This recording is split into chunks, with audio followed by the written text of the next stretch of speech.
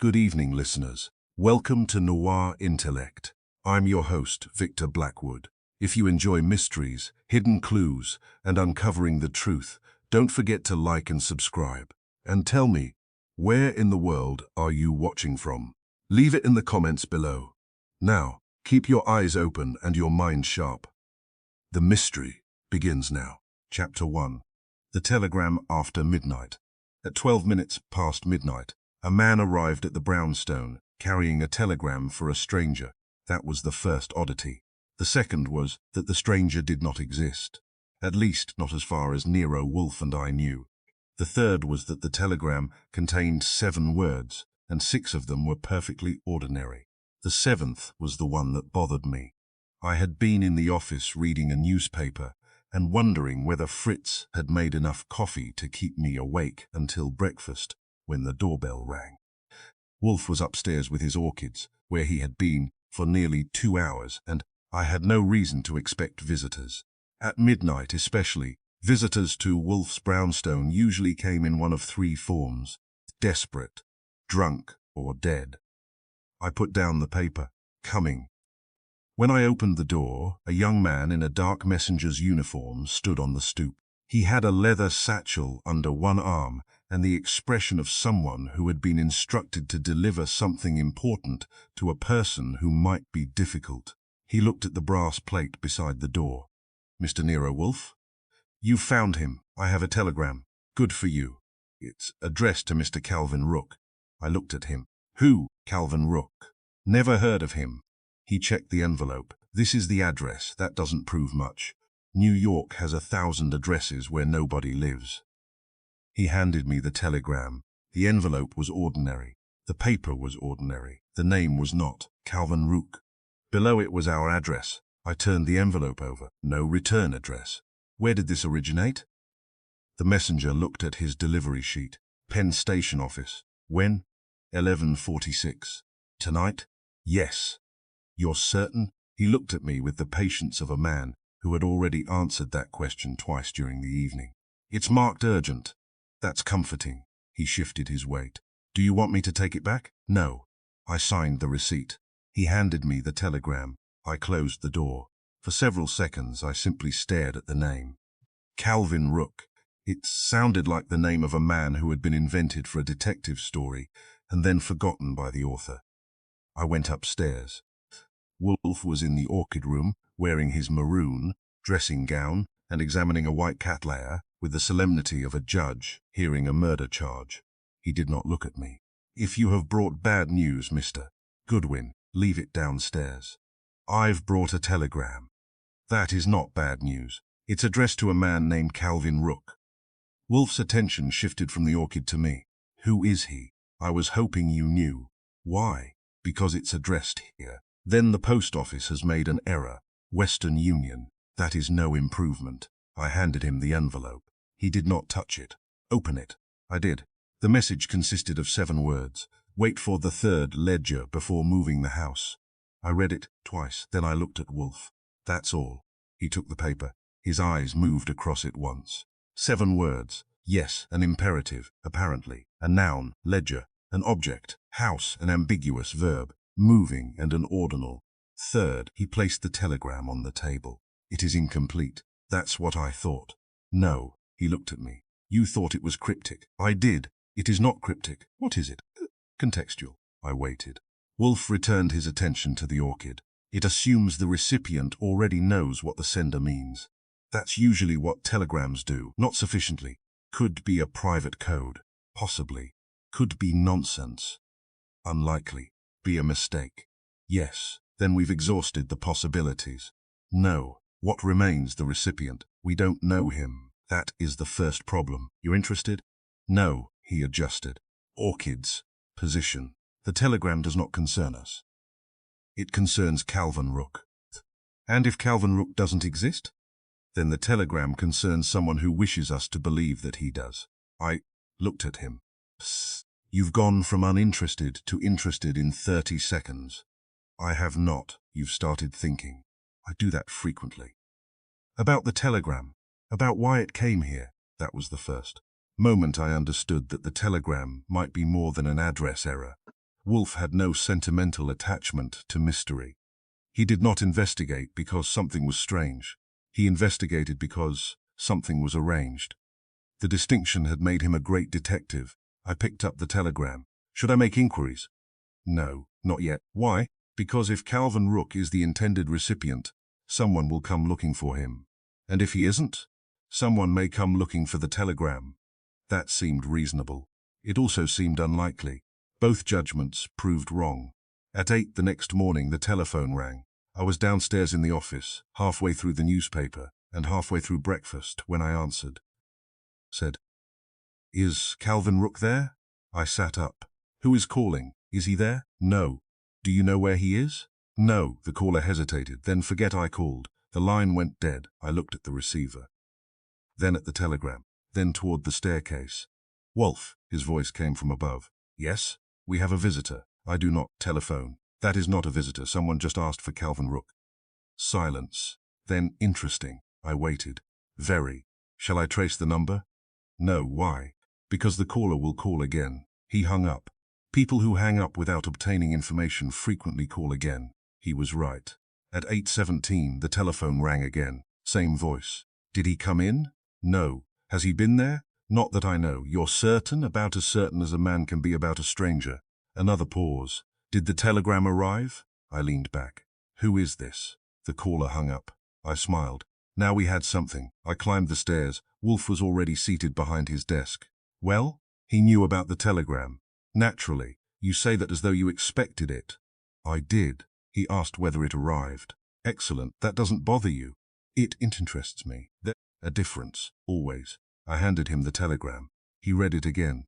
"Wait for the third ledger before moving the house." He tapped the words. "The sender expects Calvin Rook to understand all 4 references." "Third ledger. Moving the house." "Yes." "What does that mean?" "I do not know. You could guess. I could also sing." "You shouldn't." At 9:30, the first stranger arrived. He was a tall man in a grey overcoat with a narrow face and expensive shoes. He introduced himself as Arthur Bellamy and asked to see Nero Wolfe. I took him into the office. Wolfe looked up. "Mr. Bellamy?" "Yes." "You know Calvin Rook?" The man's expression changed, only slightly. But Wolfe saw it. I saw Wolfe see it. Bellamy sat. "Rook might be here." "By whom?" "I don't think that matters." "It matters considerably to me."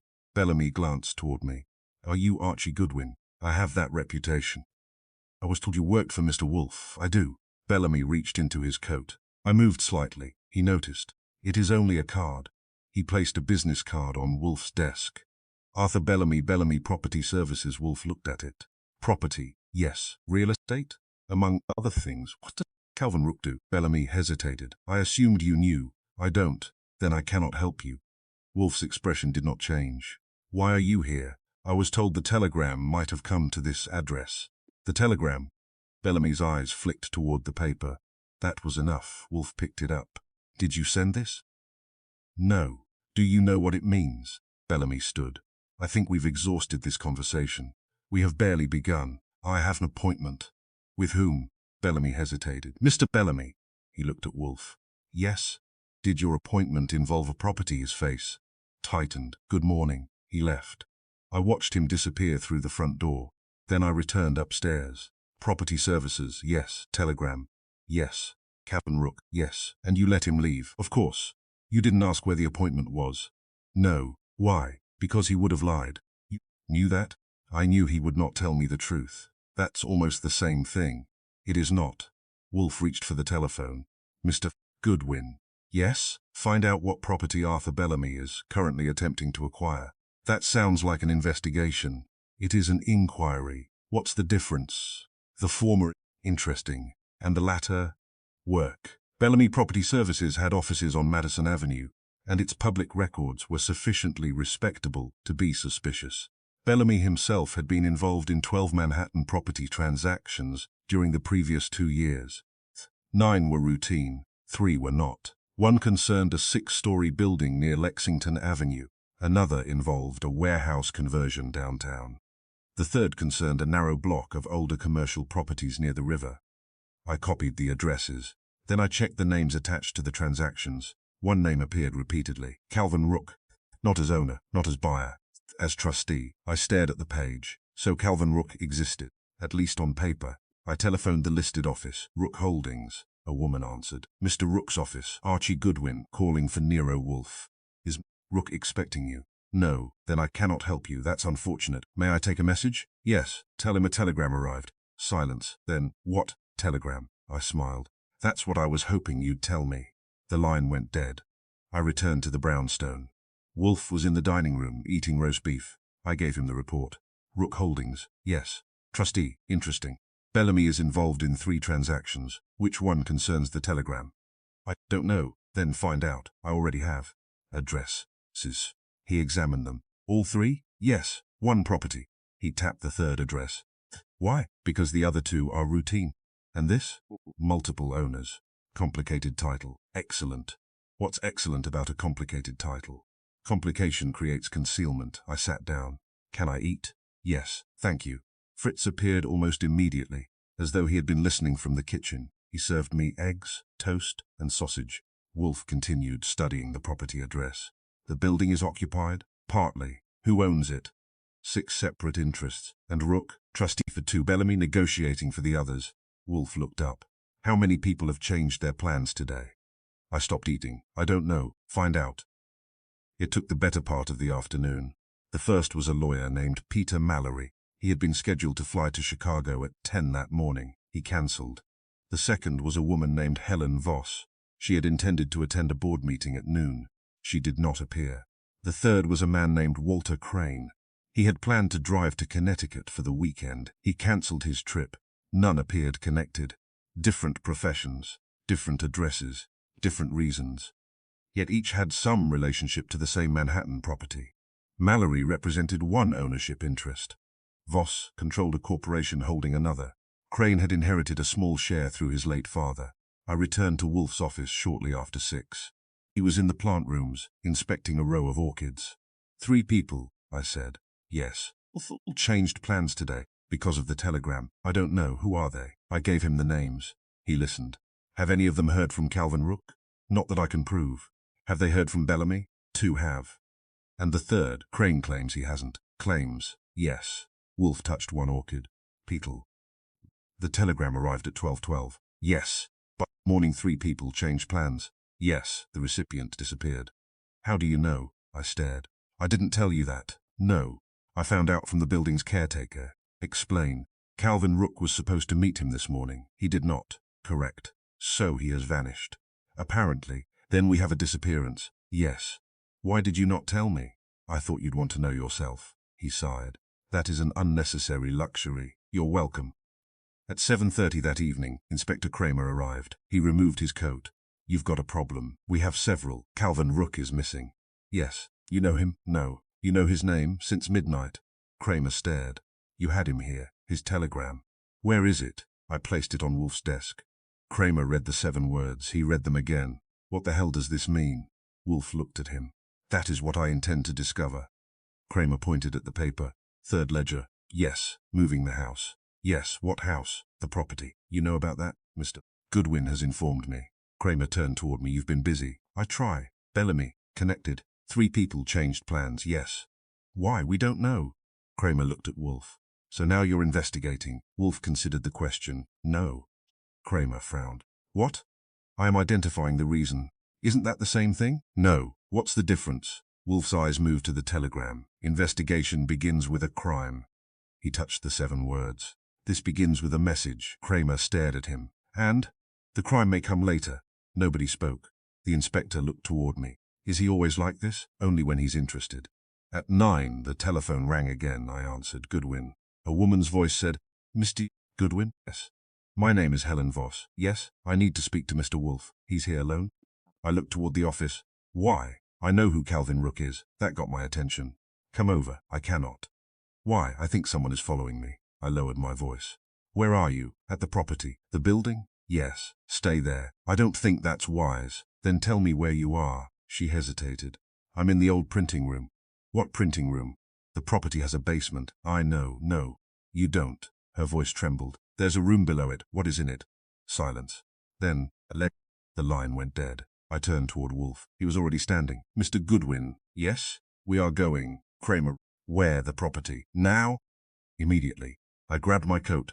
What about the telegram? Wolfe picked it up. He folded it once, then placed it inside his pocket. We have waited long enough.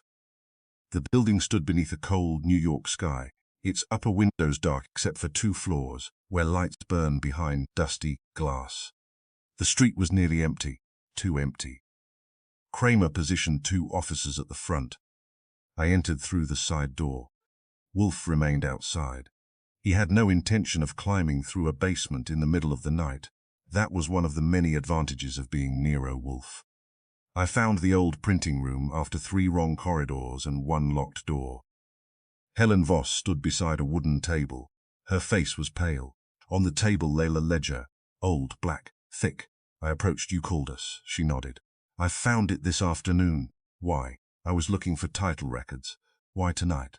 She looked toward the doorway. Because of the telegram. What do you know about Calvin Rook? He wasn't the man who was supposed to receive it. My hand stopped. What? She whispered. The telegram was meant for the person who stole the property. I stared at her. Who? She opened the ledger. Inside on the first page appeared a list of names. 6 owners, 2 trustees, 1 attorney, and beneath them, written in faded ink, transfer complete after midnight. I heard footsteps in the corridor. Helen looked toward the door. Someone else was coming. I closed the ledger. Stay behind me. The footsteps stopped. Silence. Then a man's voice came from the darkness. Mr. Goodwin. I recognized it. Arthur Bellamy. You're holding something that doesn't belong to you. I smiled. That's becoming a popular opinion tonight. He stepped into the doorway. His face was calm. Too calm. Give me the ledger. No. You're making a mistake. Possibly. He looked toward Helen. You should have left this alone. She backed away. Then Wolfe's voice came from behind Bellamy.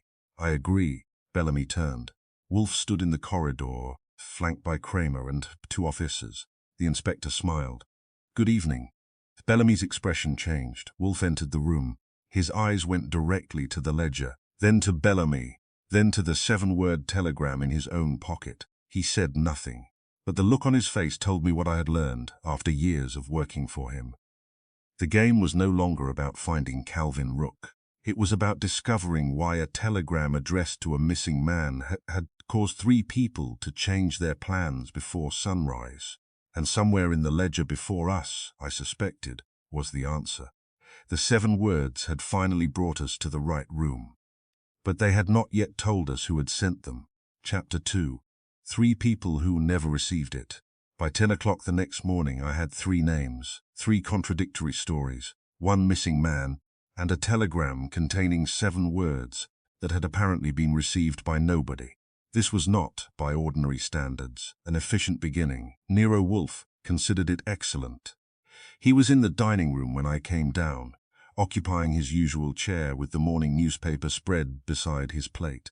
Fritz had prepared eggs, scrambled with chives, smoked salmon, toast, and coffee strong enough to restore the dead to a state of moderate resentment. Wolfe was eating the eggs and reading the financial page. I put my notebook beside his plate. Arthur Bell, Helen Carter, George Morris. He did not look up. The three, you are certain. Those are the names. Then begin. Where? With Bell I sat down. You don't want to hear what they did first. I know what they did. How? Goodwin. If 3 people alter their plans within hours of a telegram addressed to a 4th person, there are only 2 useful questions. Who told them? Yes. And who benefited? I waited. And? Ask both. He folded the financial page. You will discover that none of them received a message. You keep saying that. Because it matters. Why? Because a message received is evidence. A message denied is merely a statement.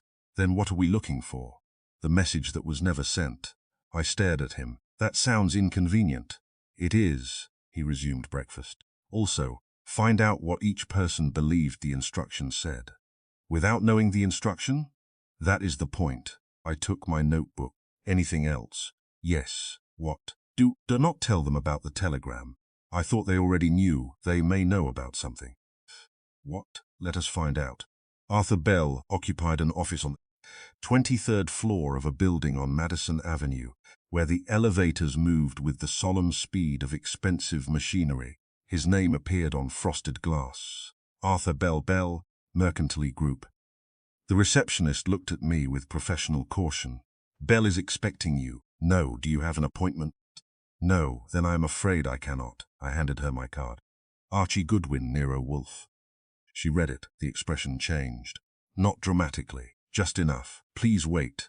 I waited 43 seconds. Then a young man opened the door. Mr. Bell will see you. Good. He led me into a large office decorated in the manner of men who want visitors to understand that money has passed through the room. Mahogany, leather, brass. A painting of a sailing yacht that probably had never been within 50 miles of Arthur Bell. Bell himself stood beside the window.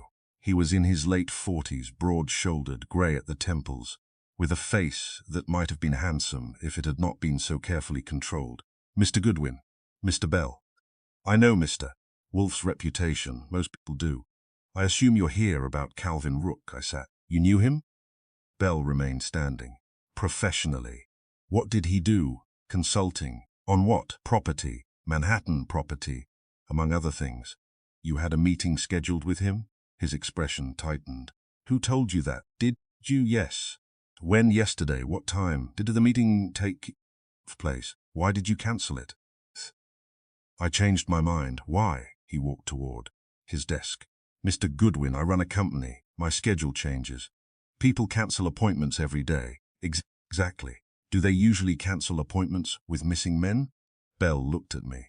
I didn't know he was going to disappear. How did you learn that? I haven't. Yet you knew enough to mention him. He said nothing. I opened my notebook. What did you expect to discuss with Rook? An acquisition, the Manhattan property. He paused. Yes. Which building? The Harrington block. There it was. The same property. The same building attached to the ledger. I made a note. Why did you cancel? I received an instruction. What instruction? Bell looked toward the window. I was told to postpone the meeting. By whom? I don't know. Telephone? Fax? No. Then how? I found a note. Where? On my desk. No. What did it say? Postpone the meeting until Rook returns. I looked up. Those exact words? Yes. Where is the note? I destroyed it. Why? I assumed it was confidential. He gave a short laugh. Because I was asked to. By the note? Yes. Bell. You're describing a piece of paper that instructed you to postpone a meeting with a man who has now disappeared, yet you destroyed it. I did. Do you consider that sensible? No. Then why did you do it? He looked at me. I don't know. That answer was more interesting than any confession. Did you know Calvin Rook well? No. Had you met him before? Several times. Was he trustworthy? That depends. On what? On what he was being trusted with. I closed my notebook. Did anyone else know about your meeting? Yes. Who? Bell hesitated. My attorney. George Morris? Yes. And your secretary? Helen Carter knew I had an appointment. Did she know you cancelled it? I assume so. Did she tell you to cancel? No. Did Morris? No. Then why do both their names keep appearing? Bell's expression became unreadable. I couldn't tell you. I stood. One last question. Yes? Did you receive any message during the night telling you to postpone the meeting? He stared at me. No. Any message at all? No. Telephone call? No. Telegram? No. Written instruction? No. Yet you postponed it? Yes. Why? His jaw tightened. Because I was told to. I don't know. That was the answer Wolfe wanted. I could feel it. I left. Helen Carter worked for Bell. Her office was smaller and more practical than his, with 2 filing cabinets, a computer, a calendar, and a stack of folders, arranged with the rigid discipline of someone who had learned that disorder creates extra work. She was 32, dark-haired, alert, and not inclined to waste time. I know who you are, she said. That saves introductions. You work for Wolfe. Correct. What? Bell. Among other things, she folded her hands, then asked, did you receive a telegram last night? No. Telephone call? No. Written instruction? No. Did anyone tell you to remove a file from Bell's office? Her eyes changed. Only for an instant. But I saw it. Who said I removed a file? You did. I did not. You moved one. She remained silent. What file? The Harrington block. That silence lengthened. Why did you move it? I didn't. Bell says you knew about his meeting with Calvin Rook. I did. He says he cancelled it. Yes. He says he found a note. I don't know anything about that. Did you see the note? No. Did you see Mr. Bell after he found it? What did he say? Nothing. Then how did you know he had changed his plans? He told me. When? Yesterday morning. What time? About 8. Before your office opened? We sometimes begin early. That the meeting was cancelled. Why? Did you ask? No. Why not? 'Cause Bell doesn't explain every decision. Did he instruct you to remove the Harrington file? No. Yet you removed it. I moved it. To my apartment. That was interesting. Why? She looked at me. I wanted it somewhere secure. From whom? I don't know. That's a strange answer. It is the truth. Did you receive any message telling you to secure it? No. Then why did you? She hesitated. Because I thought the property records might disappear. Why? I had the feeling they would. Based on what? Nothing I can explain. I leaned back. Let's try again. Did anyone tell you to remove the file? No. Did Mr. Bell? No. Did George Morris? No. Did Calvin Rook? No. Did anyone telephone? No. Did anyone leave a note? No. Did anyone send a telegram? No. Yet you moved the file. Yes. Why? She looked toward the closed door. I told you. You had a feeling. What kind? The kind that tells you something is about to be taken away. That was not an answer. It was a description of fear. I wrote it down. Where is the file now? At my apartment. Still? Yes. Has anyone asked for it? She hesitated. Not directly. Who indirectly? Mr. Morris. What did he say? He asked whether the file was still in the office. That sounds direct. He didn't ask me. Who did he ask her? Bell. When? Yesterday afternoon. After Bell cancelled the meeting. Yes. I stood. Helen. Yes. Did you know Calvin Rook was missing? Her face went still. Not until this morning. Who told you? Mr. Morris. I looked at her. That is interesting. Why? Because he told me he didn't know until this morning. She swallowed. I may have misunderstood. Perhaps. I headed toward the doorway. I turned. She looked genuinely worried. Don't let them take the file. Who? I don't know. You keep saying that. I know. And yet you seem very sure someone wants it. Her voice dropped. Because someone already tried. When? Last night? Who? I didn't see him. How do you know? The file cabinet was open. Anything missing? No. Then why assume someone was after it? Because the drawer had been locked. She looked at me. And whoever opened it knew exactly which file to look for. George Morris had offices 3 blocks from the courthouse. His name appeared on a brass directory beside several older law firms. The receptionist told me he was unavailable. I said I would wait. She looked at my card, then at me, then picked up the telephone. Mr. Morris, Mr. Goodwin is here. A pause. He says it's about Calvin Rook. Another pause. She put down the receiver. Please go in. Morris was 60, thin, silver-haired, and dressed with the restrained elegance of a man who charged by the hour. He did not offer me a chair. Mr. Goodwin. Mr. Morris. I understand you're asking about yesterday. I am. I have nothing to add. That makes 3 of us. He frowned. What does that mean? Arthur Bell says he cancelled a meeting because he received an instruction. I know nothing about it. Helen Carter moved a file because she feared it would disappear. I know nothing about that either. And you traveled across the city before dawn. His expression changed. Who told you that? You? Yes. I have no idea what you're talking about. You were seen at Penn Station. I travel frequently. At 4:23 in the morning? He stared. Was I? You were. I don't recall. I had business. With whom? I don't remember. Calvin Rook? No. The Harrington block? No. Arthur Bell? No. Helen Carter? No. I closed my notebook. Then why did you cross the city? He finally sat. Goodwin, attorneys have confidential business. Of course, and I am not obligated to explain every movement. Of course. Then I don't understand this interrogation. Neither do I. He looked at me. I smiled. That's why I'm asking questions. He did not appreciate it. Did you receive any message last night? No. Telephone call? No. Telegram? No. Written instruction? No. Then why did you leave your home at 4 in the morning? I had a reason. What reason? He hesitated. Something occurred to me. What? I realized a document was vulnerable. I leaned forward. What document? The Harrington file. I said nothing. Morris looked at me. Why are you smiling? I'm not. I was thinking. About what? The fact that Helen Carter moved the same file. His face changed. And Arthur Bell cancelled the same meeting. Morris said nothing. All without receiving any message. He stared at me. I don't know what you mean. I think you do. He rose. Our conversation is over. Not yet. I have work. You had work at 4:23 in the morning? His face reddened. I will not answer further questions. That's your privilege. I stood.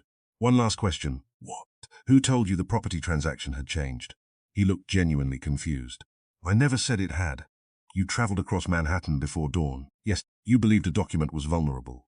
Yes, yet no one told you. No. Then how did you know? His eyes remained fixed on mine. For several seconds I thought he might answer. Instead, he said quietly, I suppose I knew because someone had to. I left. I returned to the brownstone just after noon. Wolfe was in the orchid room. The air was warm and damp, filled with the faint scent of flowers and wet earth. Sunlight filtered through the glass panels overhead and touched the leaves in pale rectangles. He was holding pruning scissors. You have 3 reports. 3. Begin. I told him about Bell, then Carter, then Morris. He listened without interruption. When I finished, he put down the scissors. Mr. Bell received a written instruction. Yes. Miss Carter received none. Correct. Morris received none. Correct. Yet all 3 acted upon the same information. Yes. What information? That something connected with the Harrington block was about to happen. More. Precisely. Bell postponed his meeting with Rook. Yes. Carter moved the file. Yes. Morris went looking for documents. Why? Of what? Exposure. Wolfe looked at me. That is not sufficient. What else? Each of them behaved as though he or she had received a private instruction. They deny it. Of course. Bell had a note. Yes, but Carter didn't. No. Morris didn't. No. So how could the same non-existent instruction reach all 3? Wolfe's expression sharpened. That is the question. He walked slowly toward the office. I followed. On the desk lay the 7-word telegram. Wolfe picked it up. Wait for the 3rd ledger before moving the house. He read it aloud. Then he looked at me. What is missing? The sender. No. The recipient. No. The meaning. Closer. He tapped the paper. Contest. I nodded. 3 people acted as though they possessed context. Yes. Yet none received the telegram. Correct. Therefore the telegram was not the source of their knowledge. Then what was? Something that existed before the telegram. He placed the paper down. Something they had already been told. By whom? That is what you will discover. I reached for my notebook. He stopped me. No, not yet. Why? Because there is another contradiction. Which one? He pointed toward the telegram. The instruction says, before moving the house, yes. Mr. Bell postponed a meeting, yes. Miss Carter moved a file, yes. Mr. Morris moved himself. Across the city. Exactly, he sat. 3 people interpreted the same invisible instruction in 3 different ways. So the sender did not need to communicate the same words to all 3. I frowned. They supplied their own words. Yes. Based on what? Something already planted in their minds. I looked again at the telegram. 7 words, no explanation, no name, no property address, no date, no clue that would make sense to a stranger. Yet 3 people had behaved as though they had been given instructions. Wolfe leaned back. The telegram was not intended to tell Calvin Rook what to do. Then who was it intended for? That is still unknown. And the 3 people. They are reacting to something else. What? I don't know. He closed his eyes. Yet. At 3 in the afternoon, I returned to Bell Mercantile. Arthur Bell was no longer in his office. The receptionist said he had gone to a meeting. With whom? I don't know. 20 minutes ago. Did he say where? No. I left. I visited Helen Carter's apartment. She was there. The Harrington file was not. Where is it? Again? Yes. Why? Because someone came looking for it. Who? I don't know. Did you see him? No. Then how do you know? She looked exhausted. He asked the building superintendent whether I lived here. When? An hour ago. Did he come upstairs? No. What did he look like? I don't know. Then why are you frightened? She stared at me. Because he knew my name. I went to George Morrow next. His office was closed. His secretary said he had left unexpectedly. Where? He didn't say. When? About an hour ago. Did he take anything? She hesitated. His briefcase. Anything else? No. I returned to the brownstone at 5. Wolfe was at his desk. I gave him the latest reports. He listened. Then he asked, "Where is the 3rd ledger?" I blinked. I don't know. Find it. The telegram says wait for it. Yes, you think it exists. I am certain. Why? Because 3 people have already begun behaving as though it does. He looked toward the 7-word message. And because Calvin Rook disappeared after it was sent, I sat. Then the telegram was a warning. No. An instruction? No. What? Wolfe's eyes narrowed. A trigger. Trigger for what? For people who were already waiting. At 6:12. The telephone rang, I answered. A man's voice said, "Mr. Goodwin, yes, this is Calvin Rook." I sat upright. Wolfe looked at me. "Where are you? I cannot tell you. Are you safe, for the moment? Who sent the telegram?" Silence. Then, "You're asking the wrong question. What is the right one? Who knew it would arrive?" The line clicked. "Rook." Nothing. I replaced the receiver. Wolfe had not moved. "Calvin Rook, yes, alive, apparently." "What did he say?" I repeated the conversation. Wolfe nodded. "That confirms it." "What?" "The telegram was never meant to explain anything." "Then what was it meant to do?" "To make certain people act." "Why?" "Because they already knew what it meant." He reached for the telephone. "Mr. Goodwin." "Yes?" Tomorrow you will find out what those 3 people were told before midnight. And if they refuse, then find the person who taught them to expect the instruction." He paused. "And find the 3rd ledger." I looked at the telegram one more time. 7 words, that was all. Yet somewhere in Manhattan, 3 people had changed their plans. 1 man had vanished, a property file had been moved twice, and an attorney had crossed the city before dawn. None had received the telegram, but all had obeyed it. I had the uncomfortable feeling that the missing 7th word was not on the paper at all. It was waiting in the memory of someone who had read it before the telegram was ever sent. Chapter 3. The 7 words. The telegram lay on Nero Wolfe's desk for most of the morning. He did not touch it. That was significant. When Wolfe ignored an object, it usually meant he was considering it more carefully than if he had picked it up and examined it with a magnifying glass. I had already read the 7 words so often that they had begun to lose their meaning. Wait for the 3rd ledger before moving the house. 7 words. No name, no address, no signature, no punctuation, no explanation. Yet 3 people had behaved as though they understood the instruction, and a 4th man had disappeared after the telegram arrived. I stood beside Wolfe's desk. "You've been staring at it for 20 minutes. I have been looking at it. That's the same thing." "No. What's the difference?" "Looking is physical, and staring, intellectual." I pulled out a chair. "I suppose you have found something." "I have found 7 things." The words, the words. He finally picked up the telegram. "Mr. Goodwin, what is unusual about this message?" "Everything. That is not analysis. It's concise. It is lazy." I looked at the paper. "The message is incomplete." "Yes." "It assumes the recipient knows what the 3rd ledger is." "Yes." "It assumes the recipient knows what house is being moved." "Yes." "It assumes the recipient knows when to move it." "Yes." "And apparently the recipient knows who sent it." "Perhaps." I frowned. "Then what have I missed?" Wolfe placed the telegram flat on the desk. "The order. The order of the words?" "Exactly." He pointed to each word. "Wait, then, for then, the, then 3rd ledger before moving the house." He looked at me. "Do you hear it?" Expectation." I considered the sentence again. "Wait for the 3rd ledger before moving the house." The word 3rd assumes there are at least 3 ledgers. Yes. The word house assumes the recipient knows which house. Yes. Moving it could mean selling it, or transferring it, or physically moving something, possibly. But the sender doesn't clarify. And no, because clarification would be unnecessary. Precisely. I leaned forward. "So the message isn't coded." "Not in the ordinary sense. It's a recognition test." Wolfe nodded. 7 words designed to identify one mind. How? The correct person would understand them instantly, and everyone else would find them meaningless. Exactly. I looked at the paper. Then the sender knew the recipient personally, perhaps, or knew what he knew better. And if we identify the knowledge, we identify the recipient. And Calvin Rook may not be the recipient. I stared. Then why was it addressed to him? Because the address is part of the deception. He returned the telegram to its envelope. That is what interests me. I spent the next 2 hours tracing the telegram. Western Union records were surprisingly cooperative once Kramer made a telephone call. The message had entered the system at 11:46 p.m. The originating office was listed as Station 14. Location, a small telegraph office on West 42nd Street. The clerk's identification number appeared beside the transmission. So did the machine number.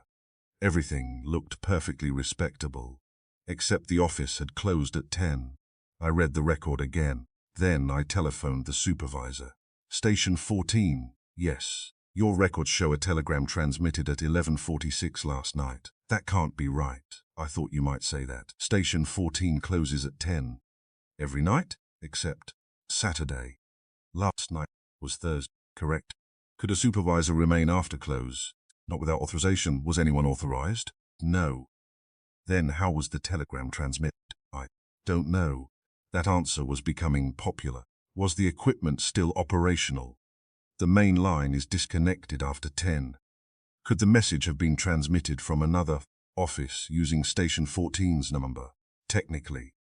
Would the system show that? It shouldn't. Shouldn't? Not if someone altered the record. I thanked him.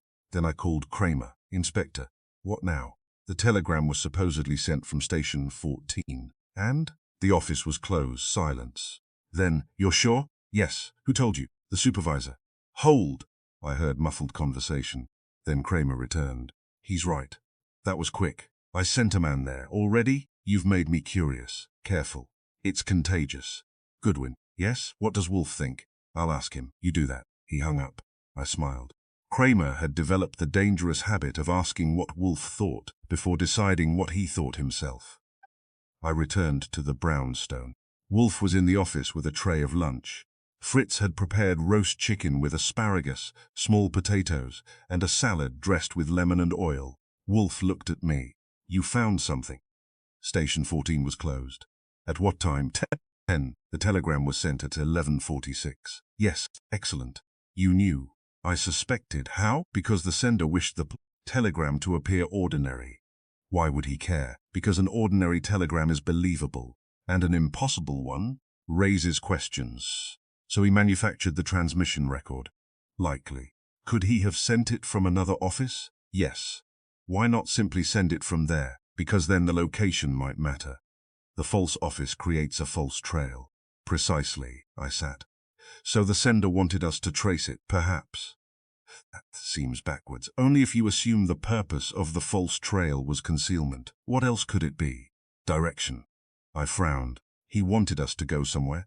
No. He wanted us to believe we had gone somewhere. Wolfe took a sip of coffee. That is more interesting. The telegram itself contained no obvious physical alteration. I examined it under a magnifying glass. Paper quality ordinary, ink ordinary, type impression ordinary. No erasures, no overwritten characters, no fingerprints worth mentioning, no invisible ink, no perforation marks beyond the standard form. The envelope carried a machine cancellation. Everything was clean. Too clean, I said so. Wolfe looked at me. Explain. The telegram is perfect. That's suspicious. The transmission record is false. Yes. The paper is genuine. Yes. The message is genuine. Yes. So why manufacture the route? Wolfe leaned back. Because the route is part of the message. I thought about it. You mean the sender wanted someone to know where it supposedly came from? Exactly. But why? That is our question. He closed his eyes. I waited. After a minute he said, Mr. Goodwin. Yes? Take the 7 words and remove one. Which one? Any. I read them. Wait for the third ledger before moving the house. Without the? Yes. Wait for third ledger before moving house. Does it change meaning? Not much. Wait for the ledger before moving the house. Still comprehensible. Remove house. Wait for the third ledger before moving. Still an instruction. Remove wait for the third ledger before moving the house. Now it sounds incomplete. Why? Because wait establishes sequence. Wolfe nodded. Exactly. He tapped the paper. The message is constructed around sequence. First something, then something else. The third ledger, then movement. Of the house, therefore, I thought. The sender knows that it will occur in stages. Yes. And the recipient is expected to know those stages. Yes. So the message doesn't tell him what is happening. It tells him when to act, which means the recipient already knows the plan. Precisely. I looked at the telegram again. Then the sender isn't giving information. No. He is confirming timing. Better. A signal. Wolfe nodded. Now you are thinking. I returned to the telegraph office that afternoon. Station 14 occupied a narrow storefront beneath an apartment building. The sign had been removed. The windows were dusty. A metal shutter covered the front door. An old painted number remained above the entrance. I stood across the street for several minutes. The office had been closed for 6 months, according to the landlord. That made the transmission record even stranger. I entered the building next door and found the superintendent. Who used to work at Station 14? Telegraph company? Yes, he thought. Old fellow named Lewis. First name, Harold? Still around? Where did he go? Retired. Do you know where? No. Did he have keys? The superintendent shrugged. Probably. When did the company remove the equipment? Last winter. Could someone have entered after that? Anyone with a key? Who had one? Management. Who else? Maintenance. Former employees. I thanked him. As I stepped back onto the street, I noticed something in the window. A faded sign remained behind the dust. Telegrams sent nightly until midnight. I stared at it. Until midnight. The official records showed the station closed at 10, but the old sign suggested something else. Perhaps it had once operated late. Perhaps someone had deliberately selected the abandoned office because its history made the false transmission believable. I photographed the sign. Then I returned to the brownstone. Wolfe studied the photograph. Interesting. Same word.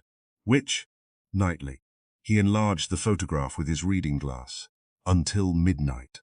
Yes. The telegram was transmitted at 11:46. Exactly. Yet the office had been closed for months. Correct. Then the sender chose a dead office. Yes. I shrugged. Because no one would be there to contradict him. Wolfe shook his head. That is insufficient. Why? Because he did not merely need a false location. He needed a false location with a history. I stared at him.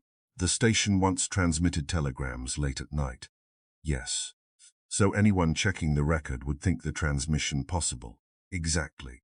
The sender anticipated investigation. More than that, he designed it. Wolfe leaned back. The false trail was not created to prevent discovery. It was created to produce a particular discovery. Yes.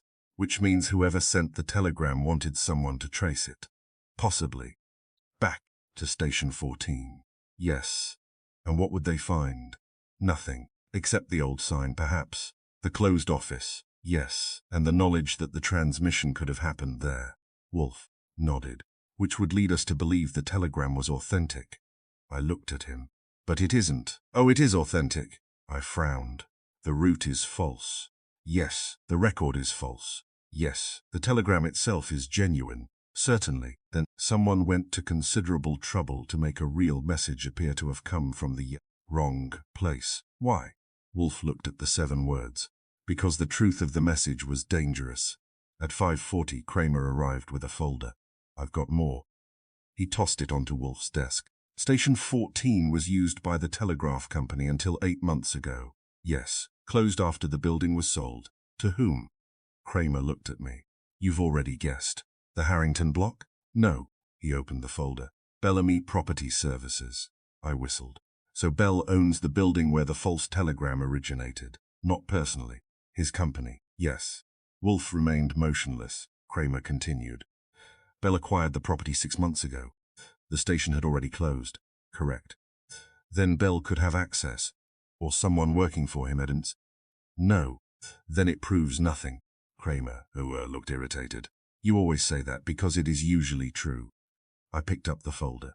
Did Bell know Station 14 existed? Probably. Did Rook? We don't know. Were there employees who still had keys?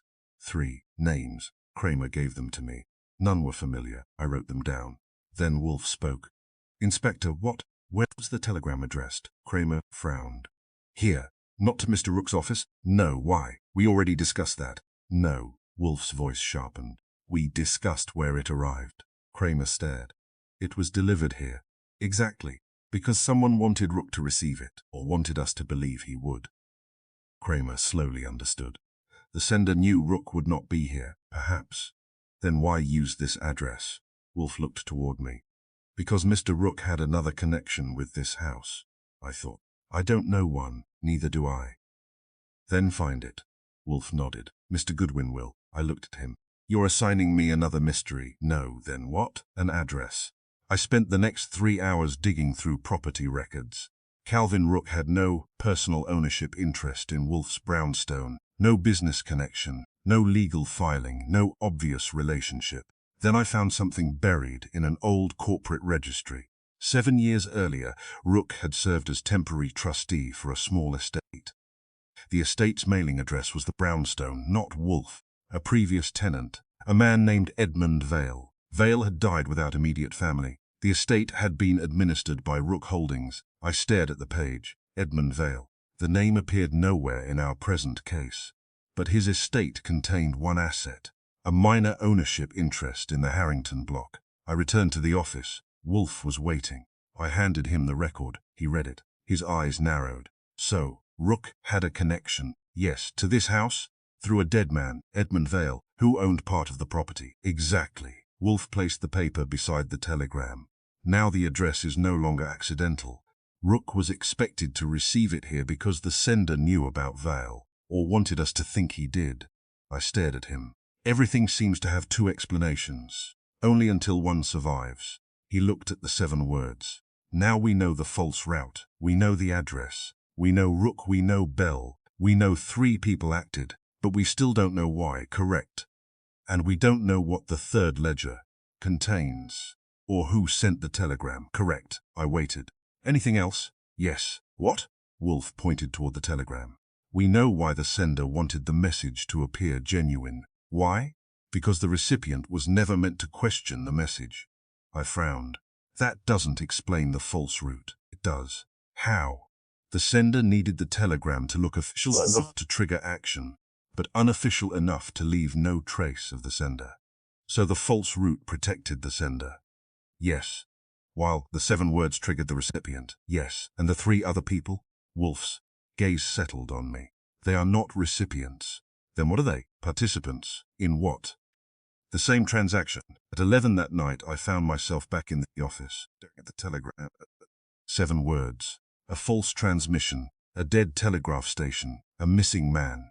3 people who had never received the message, 1 property, 1 missing ledger, and a dead man whose old estate had somehow connected the telegram to Wolfe's own address. Wolfe sat quietly behind his desk. He had returned to his orchids for an hour after dinner, and now smelled faintly of greenhouse air and damp earth. Archie. Yes? The message is not a command. What is it? A reminder. To whom? Someone who already knows what the words mean. And the 3 people, they received their own reminders.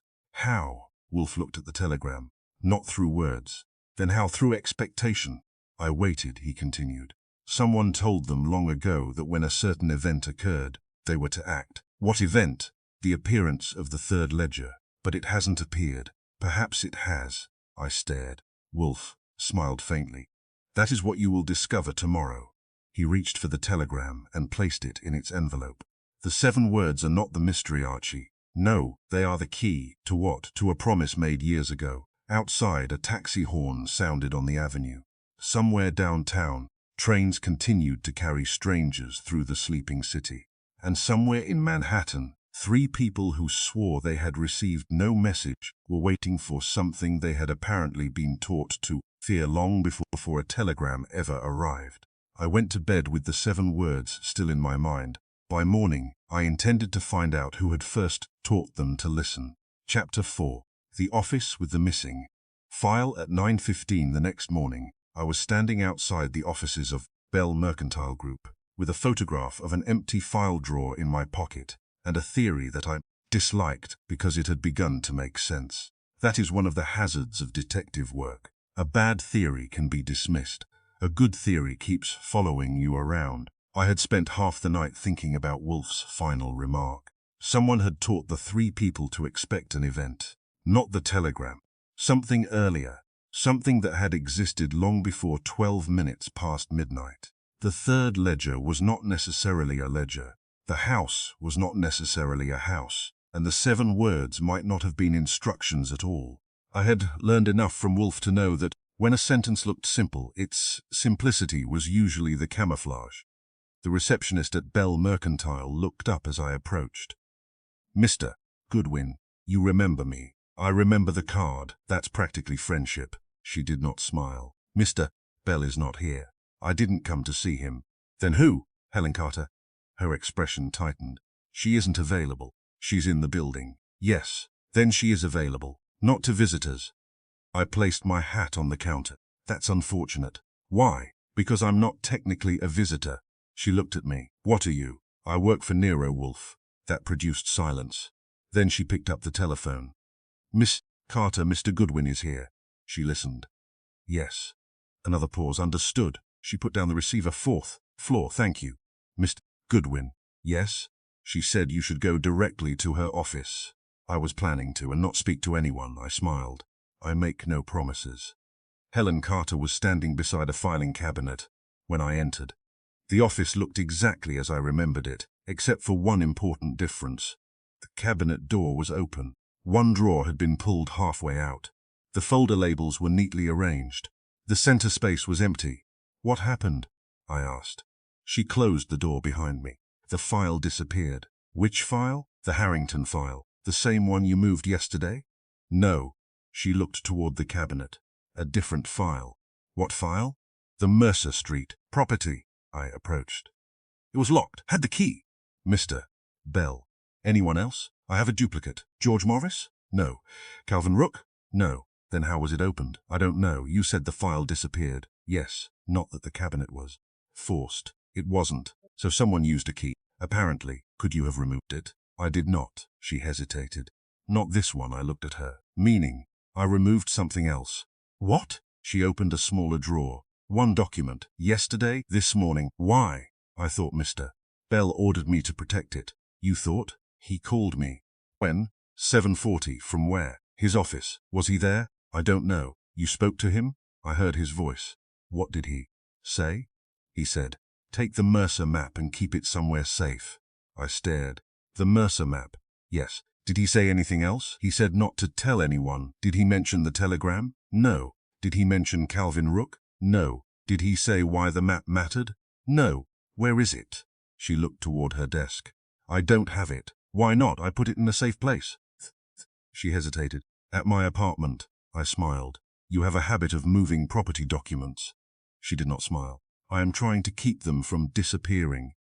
That's what you said yesterday. Because it's still true. Who do you think is taking them? I don't know.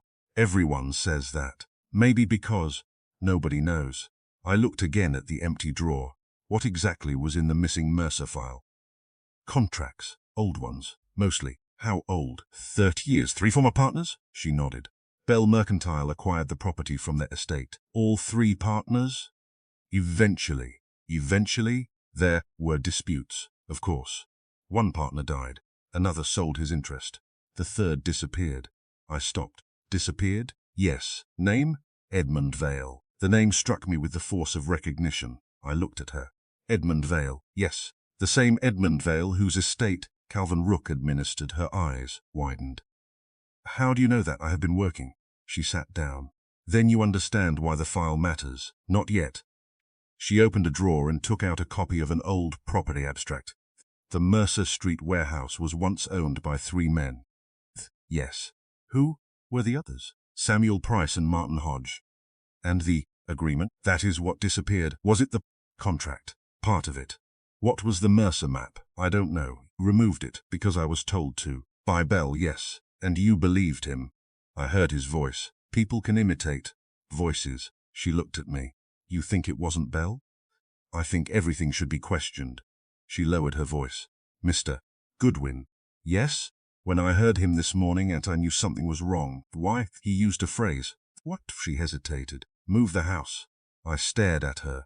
The same phrase. Yes. Did he say those exact words? Yes. When? At the end. Anything else? No. Then you remove the map. Yes. Where is it now? She opened her handbag. I brought it. That interested me. She removed a flat cardboard folder and placed it on the desk. The map was old, very old, yellowed paper, hand-drawn boundaries. Mercer Street, the warehouse district, a river line, several buildings, property lots. The map had clearly been used repeatedly. I unfolded it. There were no obvious secrets. Then I saw the handwriting.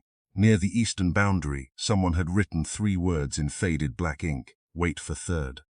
Nothing more. I looked at Helen. She looked at me. That's what I found. The room seemed suddenly colder. Did Belle know about this notation? I don't know. Did you? Not until this morning. Who else saw the map? No one. You're sure? I folded it carefully. You're coming with me.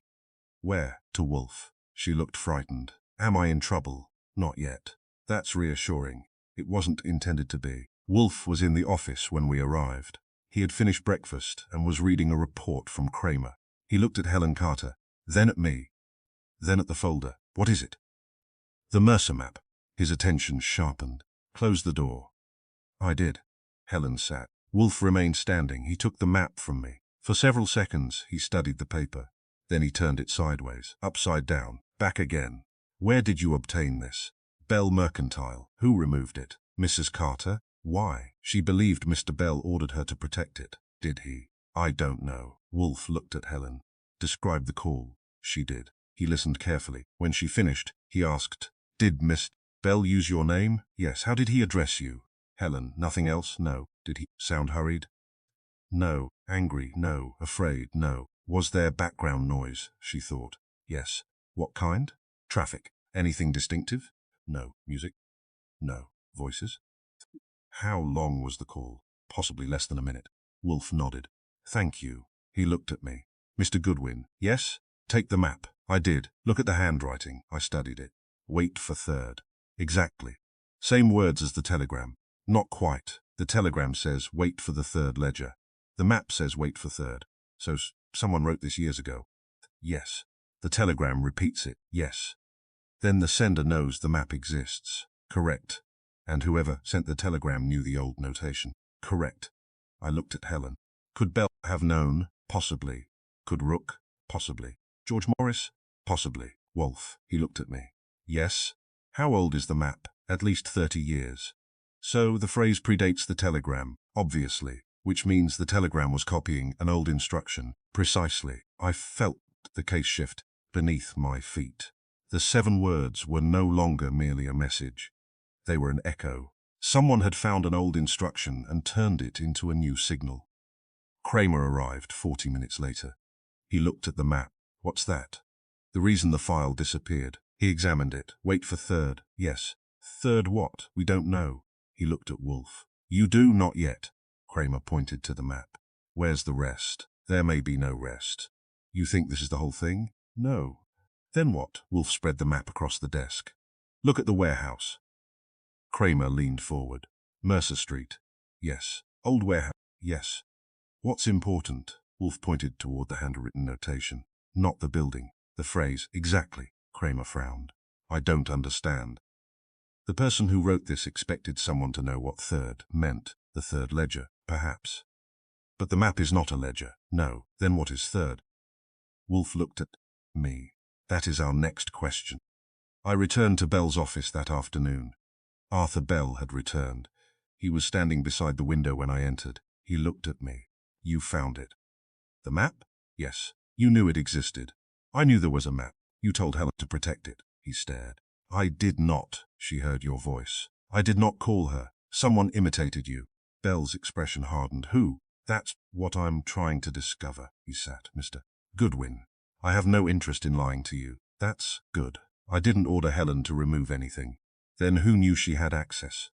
Everyone in the office. Who knew about the map? Few people. Who? Me? George Morris? Yes. Calvin Rook? I don't know. Edmund Vale? Bell's expression changed. Vale is dead. Yes, why mention him? Because his name keeps returning. Bell leaned back. You've been digging. I've been paid to. By Wolfe, among others. Bell looked toward the closed door. Edmund Vale was the problem. What problem? He believed the Mercer Street warehouse had been transferred illegally. Was it? I don't know. You've acquired the property. Through legal channels. That wasn't my question. He said nothing. I waited. Finally he spoke. Val accused his partners of hiding an agreement. The missing contract, perhaps. What did the agreement say? I never saw it, yet you know it existed. Everyone knew. Why was it missing? Because it was inconvenient. To whom? Everyone. That answer sounded rehearsed. Did Vale ever mention a ledger? Bell stared at me. What ledger? The third. He looked away. That was answer enough. You know, no. You reacted. I reacted to a foolish question. Did Vale have 3 ledgers? I don't know. Did he have a map? Possibly. Did he write wait for third? I have never seen it. Then why are you frightened? You are. He stood. Mr. Goodwin, I have nothing further to say. One more question. He waited. Where were you at 7:40 this morning? His face went still. At home. Can anyone confirm it?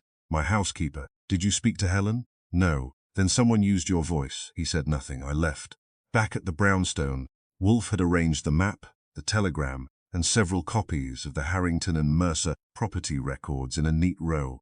He had also placed the 7 words on a sheet of paper. Not the telegram, just the words. Wait for the 3rd ledger before moving the house. I looked at him. That's 9. He smiled. You noticed. You said 7. The telegram has 7 words. He pointed. Here I have separated the grammatical units. You're cheating. No, he moved his finger. Wait. Action. 4 relation. The 3rd object. Moving action.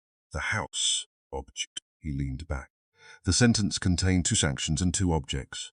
Waiting and moving. Yes. Ledger and house. Yes. And the sequence. Wait for the ledger before moving the house. I nodded.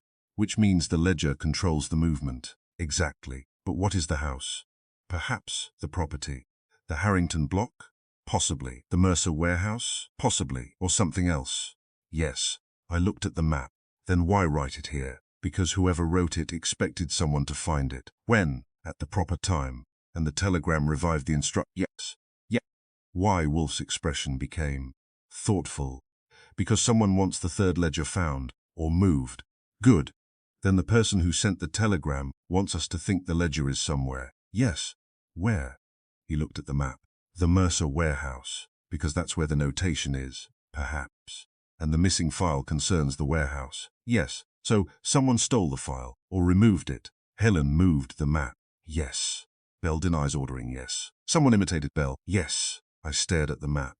What if the missing file was never the target? Wolfe smiled. Now you are beginning to understand. The file was a distraction. Possibly. The valuable thing is the map. Perhaps. Because it tells us where to look. No. Then what does it tell us? Wolfe tapped the faded handwriting. It tells us when. I frowned. Wait for 3rd. Yes. 3rd what? He looked toward the window. Outside, the last light of afternoon was fading over Manhattan. That is the question. That night, after dinner, I returned to the office to find a message waiting. Not a telegram, a plain envelope, no stamp, no return address. My name was typed on the front. I opened it. Inside was a single sheet, 4 words, the 3rd Ev. I took it upstairs. Wolfe read it. His face did not change, but his eyes did. Where did you find this? It was waiting downstairs.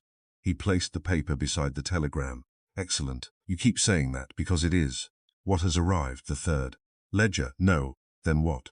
Wolfe looked at me. The person. Before I could ask what he meant, the telephone rang. I answered. A man's voice spoke only once. Calvin Rook is dead. The line went silent. I turned toward Wolfe. He had already risen. For the first time since the telegram arrived, he looked genuinely angry. Mr. Goodwin. Yes? Now we have a murder. Chapter 5. The man who was supposed to send it, Calvin Rook, was dead. There are sentences that improve with repetition. That was not one of them. I repeated it to Wolfe, because the first time I had said it, I had not entirely believed my own ears. Calvin Rook is dead. Wolfe stood beside his desk. Who told you? A man on the telephone. Name, he didn't give one. What did he say? Only that what dead location. Cause. Duh. Then we have no corpse. Not yet. Wolfe looked at the telephone. Call Inspector Kramer. I did, he answered on the 2nd ring. Kramer. Inspector, Rook is dead. There was silence, then a sharp exhalation. How do you know? Anonymous caller. Where? Didn't say. Who called? Didn't say. Did you recognize the voice? No. I'll be there. The line clicked. Wolfe sat. He looked older for perhaps 3 seconds. Then the expression disappeared. Mr. Goodwin, yes? Find Samuel Grant. I stared. Who? Samuel Grant. You know him? No. Why him? Because the telegram says he should exist. I looked at the 7 words. Where? The transmission? The telegraph office? Yes. The false Station 14 record? Yes. And Grant? He was the clerk responsible for late-night transmissions when Station 14 was operating. I stared. You found that already? I found it while you were speaking to Kramer. How? I telephoned. Of course, he settled back. Find him. Samuel Grant lived in a narrow brick apartment building on East 82nd Street, a respectable place inhabited by retired teachers, accountants, widows, and people who had learned to enjoy elevators that stopped between floors. I arrived shortly after 9. An elderly woman answered the door. "Mr. Grant? Who are you?" "I don't know you." "I work for Nero Wolfe." She stared at me. "Is this about the telegram?" That stopped me. Yes. She looked behind her. "Sam," a voice from the apartment answered. "Who is it?" "Someone from Mr. Wolfe." There was a pause. "Let him in." The woman stepped aside. Samuel Grant sat at a small table beside a window. He was 72, perhaps 75, with a narrow face, white hair combed straight back, and the hands of a man who had spent 40 years handling paper. His apartment was almost aggressively orderly. Books stood in exact rows. Newspapers were stacked by date. A clock ticked on the mantel. Nothing was out of place. He looked at me. "You know why I've come?" "Yes." "How?" "Because I received a telephone call this morning." "From whom?" "Someone who said you would come." "Did he mention the telegram?" "No." "Then what did he say?" "That Mr. Wolfe was interested in an old transmission." I sat. "Did you send it?" "No." "Station 14? No. 1146? No." "Then why does the record say you did?" He looked toward the window. "It shouldn't, yet it does." "I know. How the company sent me a copy." "When? Yesterday. That was interesting." "You knew about the false record before I came?" "Yes." "Did you report it?" "No." "Why not?" Grant looked at me. "Because I thought someone wanted me to take the blame." "Who?" "I don't know." I opened my notebook. "Miss Grant, you worked at Station 14 for 31 years until retirement." "When?" 8 months before the station closed. "So you were no longer there." "Correct." "Could someone have used your identification?" "Yes." "Your clerk number?" "Yes." "Your machine code?" "Yes." "Your signature?" "Possibly." "Your access card?" "No." "Why not?" "I surrendered it." "When?" "On my last day." "Whom?" "The supervisor." "Thomas Keene." "Yes." "Where?" "Long Island." I wrote it down. "Then the records are false." "Apparently." I looked at him. "Why do you say apparently?" "Because I didn't examine them." "Why not?" "Because I don't want to." That answer deserved attention. "Why?" Grant folded his hands. "Because I know what people do when they discover an old clerk's name in a suspicious record. They blame him." "Exactly. Did someone approach you?" "Not recently." "When?" He hesitated. 3 weeks ago. I leaned forward. "Who?" "I don't know." "Male or female?" "Male." "Name?" He didn't give one. "Why did he come?" "Questions." "What questions?" "Telegram procedures." I stopped writing. "What kind?" "How late a message could be transmitted." "What else?" "Whether an old station number could still appear on a record." "Could it?" Grant gave a dry smile.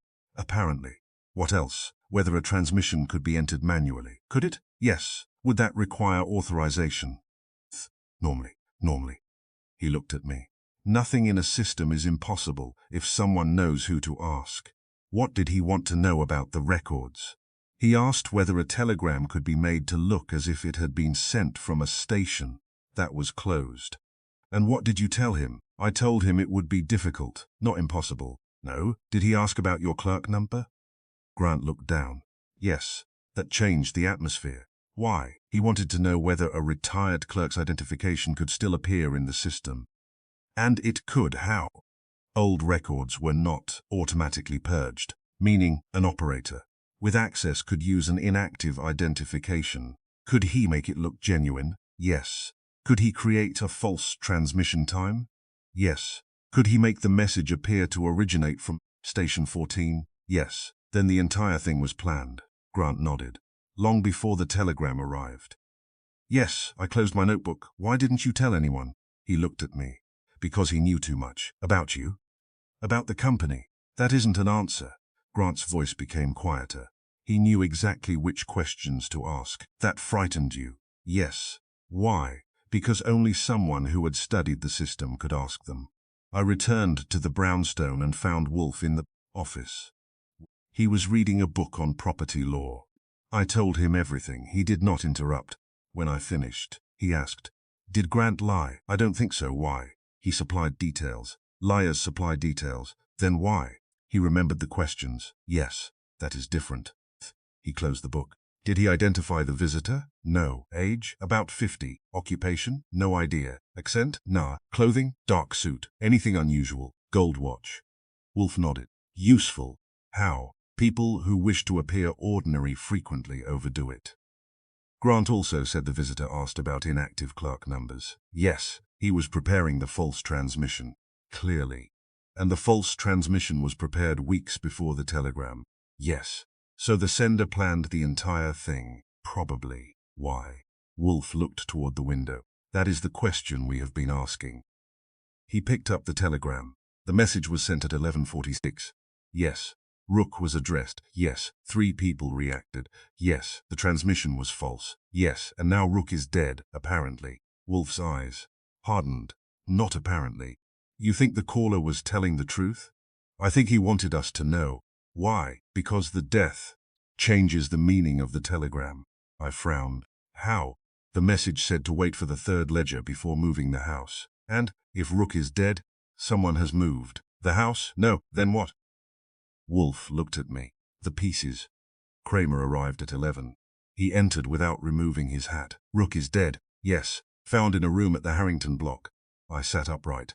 Where? Basement office. The 3rd ledger? Missing. Wolfe's eyes narrowed. Cause? 1 gunshot. Weapon? Not found. Time? Between 1 and 3 in the morning. After the telegram. Yes. Who found him? Night watchman. Anyone else in the building? 3. Tenants. Bell? Not there. Morris? Not there. Carter? No. Then who? Kramer looked at me. We're working on it. Was the room locked? From the inside. Interesting. Kramer glared. Don't. I didn't say anything. You said interesting. It was. Everything is interesting to you. Only the useful parts. Kramer dropped a folder on the desk. We found this. I opened it. A photocopy of a handwritten inventory. Ledger 1, Ledger 2, Ledger 3. Beside the 3rd was a single notation. Held by Rook. I looked at Wolfe. He had not moved. Kramer continued. That inventory is 30 years old. Who wrote it? We don't know. Where was it found? In Rook's office. Then the 3rd ledger existed. Apparently, and Rook had it. Apparently. Wolfe corrected him. Not anymore. Kramer looked at him. That's why you're here. No. Why then? Because the murderer is not the interesting part. Kramer stared. The hell it isn't. The murder is an effect. Of what? Of the ledger. Kramer leaned forward. You think somebody killed Rook for a book? No. Then what? I think somebody killed Rook because he knew where the book was. That afternoon we visited the Harrington block. The basement office where Rook had been found was small, windowless, and smelled of damp paper. The police had already removed the body. The room remained sealed. Kramer let us enter. A desk stood against one wall. A chair lay overturned. A dark stain remained on the floor. The drawer had been forced open. Not recently, long ago. I examined the desk. Nothing stood in the doorway. Look at the shelves. They were filled with old property records. Boxes, folders, ledgers, most covered in dust. One shelf contained 3 empty spaces. I pointed. 3 books. No, 2. Look carefully. The spaces differed in size. One corresponded to a ledger, another to a file. The 3rd was too narrow. Something else. Yes, I examined the dust. One rectangular area remained clean, recently removed. What was there? That is what we must discover. Kramer entered. We found no weapon. Expected. No fingerprints. Expected. No witnesses. Expected. He looked irritated. Could you stop saying that? Certainly. I pointed toward the shelf. Something was removed. We know what we don't. Wolfe walked to the shelf. His finger moved across the dust. He stopped. Interesting. Kramer groaned. What? Someone removed the ledger. We know that. No. Wolfe pointed to the clean space. The ledger was not removed tonight. Kramer stared. How do you know? The dust. Explain. Look at the surrounding shelf. Dust is uniform. Yes, the clean rectangle is not, meaning it was wiped. When? Recently. How recently? Within days. Kramer frowned. Then Rook didn't have the ledger when he died, correct? Someone took it earlier, yes. Then why kill him? Because he knew where it went. I looked at Wolfe. The 3 people, yes. Bell, yes. Carter, yes. Morris, yes. All 3 knew something. All 3 reacted. All 3 denied receiving instructions. Yes. And the ledger disappeared before Rook died. Exactly. Kramer rubbed his jaw. So the telegram wasn't about getting the ledger. No, it was about moving something after the ledger disappeared. Wolfe nodded. Now we are approaching the meaning. That evening we returned to the brownstone. Fritz served dinner in the dining room. Wolfe ate roast duck with the concentration of a scholar. I had little appetite. The case had acquired a body that always changes the atmosphere. After dinner, Wolfe returned to the office. He placed the 7-word telegram beside the Mercer map, then the inventory, then the photograph of the empty shelf. Look, I did. The telegram, yes. The map, yes. The inventory, yes. The empty shelf, yes. The what connects them, good. The word third, good. The house, the property, good. The map marks the property. Yes. The ledger concerns the property, yes. So the message tells someone to wait for the third ledger before moving the property. Correct. Then the property was supposed to be moved. Yes. Ownership transferred. Likely. But the transfer couldn't happen until the ledger appeared. Or disappeared. I stared at him. That's the trick. Yes. The phrase wait for could mean wait for the ledger to arrive. Or wait until it is removed. So whoever wrote the telegram knew the ledger was going to move. Precisely. And the 3 people acted because they knew what the movement meant. Yes. Bell postponed his meeting. Carter secured the map. Morris crossed the city. Each interpreted the same event differently. Wolfe nodded. Because each possessed a different fragment of the history. I thought about it. Then they all knew about the property transaction. Yes. But not the whole story. Exactly. Where does Rook fit? He held the legal record. Or believed he did. Yes. Then why was he killed? Because he knew where the missing piece was. The third ledger, perhaps. And Samuel Grant? Not a participant, just a tool, a name. The sender used his identity. Yes. Why? Choose him? Because he was retired. His records were clean. Exactly. Too clean. Wolfe smiled. Now you understand. The next morning I returned to Samuel Grant. He opened the door before I knocked twice. You found out? Yes. About Rook? Yes, he stepped aside. I knew it would happen. What? Someone always dies when old property records surface. I entered. Who told you that? He looked at me. No one. Then how do you know? Experience. I sat. Mr. Grant, I want to know exactly what the man asked you 3 weeks ago. I already told you. Not everything. Grant remained silent. You said he asked about telegram procedures. Yes. What else? He asked about timing. What kind? Whether a message could appear to have been transmitted before it was actually entered. I stared. Could it? Yes. How? Delayed filing, meaning the message could be prepared earlier, held, then entered under a prior timestamp. Could the sender do that himself? Not without access. Supervisors? Anyone else? Maintenance? Retired clerks? No. Unless? Hesitated. Unless they had old credentials. Your credentials? Yes. Did he ask whether your credentials still worked? Yes. What did you say? I told him no. But they did, apparently. Who else knew? Grant looked at me. The man who asked. Who was he? You never saw him again? No. Did he pay you? No. Offer you anything? No. Threaten you? Not directly. What did he say? Grant's eyes lowered. He said I should forget the conversation. Why? He said it would be safer. I leaned forward. Safer for whom? Grant looked at me. For everyone. I sat back. That was 3 weeks ago. Yes. The telegram arrived last night. Yes. Rook died. Yes. The third ledger disappeared. Yes. Closed his eyes. Then it has begun. What has begun? He opened his eyes. The transfer. What transfer? The one that never happened. Back at the brownstone, I repeated the phrase to Wolfe. The transfer that never happened. Wolfe said nothing. I waited. Finally, interesting, I laughed. You've infected me. No. You said it. Because it is. He rose and went to the globe. He spun it once, then stopped it with one finger. Mr. Goodwin. Yes? Find out who owns the Harrington block tonight. I already know. No, you mean now. Yes. Why? Because ownership may have changed. I telephoned the city records office. Then I telephoned again. Then a third time. The answer came at 7:40. A transfer had been filed that afternoon. The Harrington block had changed ownership. The buyer was a company I had never heard of. Mercer Holdings Corporation. The registered trustee was Calvin Rook. I stared at the paper. That's impossible. Wolfe looked up. Why? Rook is dead. Yes, the transfer was filed today. Yes, using his name. Wolfe's eyes narrowed. Excellent. Not again. Mr. Goodwin. What? The man who sent the telegram did not merely know that Rook would disappear. He picked up the 7-word message. He knew the ownership would change after midnight. And the third ledger was the proof. Proof of what? Wolfe looked toward the city outside the window. That the transfer had already been arranged 30 years ago. He placed the telegram down. Samuel Grant was not the sender. No, he was the mask. Yes. And the false transmission? A rehearsal for the real transfer. Exactly. I looked at the clock. 8 minutes past 8.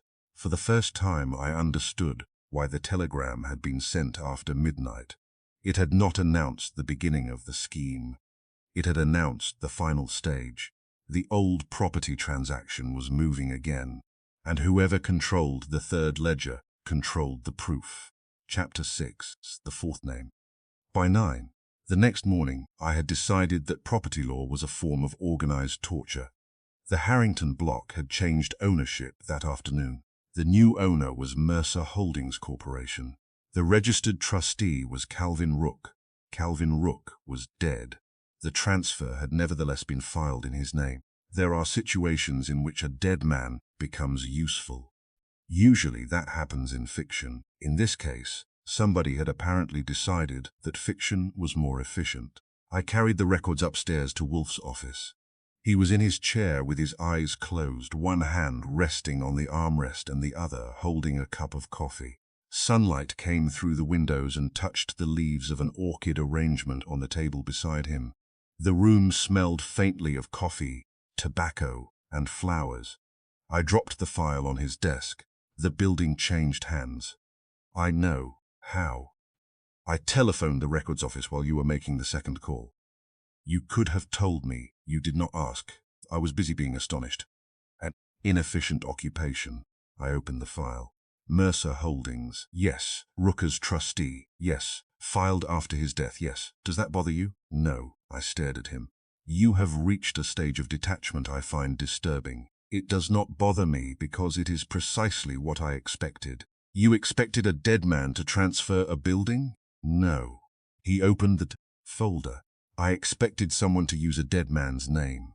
Why? Because the name has already been established. Rook was a legitimate trustee. Yes, that makes the false filing look real. Exactly. I sat. Then the person who arranged this knew the entire property history. Yes. And knew Rook's credentials. Yes. And knew the third ledger existed. Yes. And knew Bell, Carter, and Morris would react. Now you are asking the proper question. I looked at him. Who told them? No one. Then how did they know? They did not know the same thing. That's the problem. No. Wolfe tapped the file. That is the solution. He ordered me to reconstruct the 3 movements in exact sequence, not approximately, not according to memory, exact time, exact place, exact action. I began with Arthur Bell. At 7:40 in the morning, he received a telephone call from someone impersonating himself. He believed the caller was Bell because the voice sounded like his own. The instruction was simple. Protect the Mercer map. Do not allow it to remain in the office. Bell did not obey the instruction directly. Instead, he cancelled his meeting with Rook. Then he left the office. That was the first movement. Helen Carter received what she believed was a second instruction from Bell. She removed the Mercer map from the company file. That was the second movement. George Morris received no call, note, telegram, or instruction. Yet before dawn he crossed the city because he believed a document connected to the Harrington property had become vulnerable. That was the third movement. I wrote the times on a sheet of paper. 7:40 p.m. Bell's supposed call. 8:10 p.m. Bell cancelled his meeting. 8:32 p.m. Carter removed the map. 4:23 a.m. Morris appeared at the courthouse. 5:11 a.m. Morris visited the records office. 7:18 a.m. the Harrington transfer was filed. I carried the sheet upstairs. Wolfe studied it. 1. He pointed to Bell's name. He moved the meeting. Yes. 2. Carter. She moved the map. Yes. 3. Morris, he moved himself. Yes. Wolfe leaned back. Now ask what each movement accomplished. Bell's cancellation prevented the meeting. More precisely, it prevented Rook from discussing the property with Bell. Yes. Carter's removal took the map out of Bell's office. Yes. Morris's trip brought him to the records office. Yes. And I looked at the sequence again. He confirmed the ownership status. How? He requested the Harrington file, which contained the transfer documents. Good, and the third ledger, still missing. Then what did Morris accomplish? He confirmed that the property had been transferred. Correct. I stared at the paper. Bell had prevented a conversation. Carter had moved the map. Morris had confirmed the transfer. 3 unrelated acts, 3 different interpretations, 1 result. The plan required all 3. Wolfe nodded. Yes, but none knew they were participating. Correct. Then someone anticipated their reactions. Precisely. I looked up. Someone knew Bell would cancel. Yes. Knew Carter would move the map. Knew Morris would go to the records office. Yes. How? Wolfe folded his hands. Because each had a history with the property, with the missing agreement, with Rook, with one another. I stared at the names Bell, Carter, Morris. Then I felt the missing piece click into place. There are 4. Wolfe said nothing. The telegram wasn't meant for any of them. No. It was meant to expose them. Yes. 3 people act. Exactly. 3 people revealed what they knew. Exactly. Which means there was a 4th person. Wolfe smiled. At last. I went downstairs for more coffee. Fritz was in the kitchen preparing lunch. Coffee, he poured. Thank you. You look troubled. I am. Good. Why good? Troubled people eat better. I considered that. Is Wolfe troubled? Fritz looked toward the ceiling. No. Then I'm doing the worrying for both of us, he smiled. That is your profession. I carried the coffee upstairs. Wolfe had placed 4 names on a sheet of paper. Arthur Bell, Helen Carter, George Morris, then beneath them. I sat. The 4th person. Yes. The person who knew the plan. Yes. The person who knew how each of them would react. Yes. The person who sent the telegram. No. I stopped. What? The sender is not necessarily the 4th participant. I stared. Then who is? The person who arranged the conditions. That's the sender, not necessarily. You've lost me. No. He pointed toward the telegram. Suppose I want 3 people to reveal what they know. Yes. I send a message to a 4th person. Rook, perhaps. Then the message becomes public. How? Delivered here. Exactly. So the telegram is bait. Yes, it appears to concern Rook. Yes, but its true purpose is to trigger Bell, Carter, and Morris. Correct. Why would they react to a message they never received? They did not react to the telegram. They reacted to the event it represented. I frowned. What event? The movement of the 3rd ledger. I looked again at the map. Wait for 3rd. The words had been written decades earlier. The telegram had expanded them. Wait for the 3rd ledger before moving the house. Someone had taken an old notation and transformed it into a signal. Then the telegram was bait for people who already knew the phrase. Yes and yes. Carter knew, indirectly. Morris knew, yes. And Rook knew more than all 3. So, someone wanted to expose everyone who knew anything. Precisely. I sat back. Why? Wolfe looked at the completed transfer. Because knowledge has value and secrecy has more. Often. At 11 we visited Bell again. He was waiting for us. That alone was interesting. You solved it, he asked. No. Then why are you here? To ask a question. About what? The telegram. His expression changed. I told you I never received one. You didn't. Then you reacted to it. I don't understand. You cancelled your meeting with Rook. Yes. You removed yourself from the transaction. Yes. You allowed Helen Carter to remove the map. I didn't know she had. You knew something had to be protected. Bell stared at me. How do you know? Because you told us. I told you nothing. Your actions did. Wolfe had not come with me. This was deliberate. I was to observe. Bell leaned back. Mr. Goodwin, I have been in business for 25 years. Yes, I have learned one thing. What? Never explain a decision after the fact. Why? Because people invent motives. Then tell me what happened. He looked at me. I was warned. By whom? Don't know. How? A voice. Telephone? Yes. Whose? I thought it was mine. You thought? It sounded exactly like me. That is impossible. It happened. What did the voice say? Bell hesitated. Protect the map. Those words? Yes. Did it mention Rook? No. Did it mention the third ledger? No. Then why cancel the meeting? Bell looked away. Because I knew what the map meant. What did it mean? He remained silent. Bell. I knew the old agreement existed. The missing contract. Yes. And the map? Showed where the agreement had been hidden. Where? He looked at me. I never found it, but someone expected you to. Yes. Who? I don't know. I stood. Thank you. That's all? For now. Helen Carter was more forthcoming. She met me at a coffee shop on Fifth Avenue because she refused to return to the office. You said Bell didn't order you to move the map. He didn't. Then who did? I don't know. Yet you believed his voice. Yes. Why? Because the caller knew something only Bell would know. What? The location of the map. Where? In the bottom drawer. Anyone could know that. Not the way he described it. What did he say? He said, take the Mercer map from the drawer beneath the blue ledger. I stared. The blue ledger? Yes. Was there no? She looked at me. That's what frightened me. Why? Because there was no blue ledger. Then how did he know the drawer? I don't know. I wrote it down. Anything else? Yes. He said, don't let Morris see it. I stopped writing. Morris? Yes. Why would Bell say that? I don't know. Did you tell Morris? No. Yet he knew apparently. I looked at her. Did you ever tell anyone about the old agreement? No. Did Bell? I don't know. Did Rook? Never. Then how did the caller know? She stared into her coffee. Maybe the caller wasn't Bell. Obviously, no. She looked at me. I mean, maybe he wasn't pretending to be Bell. What do you mean? Maybe Bell was pretending to be the caller. I sat very still. Explain. I don't know. She shook her head. But when I think about it, the voice sounded too careful. Too careful? Like someone trying to sound natural. That was interesting. I wrote it down. George Morris proved harder. He refused to meet me.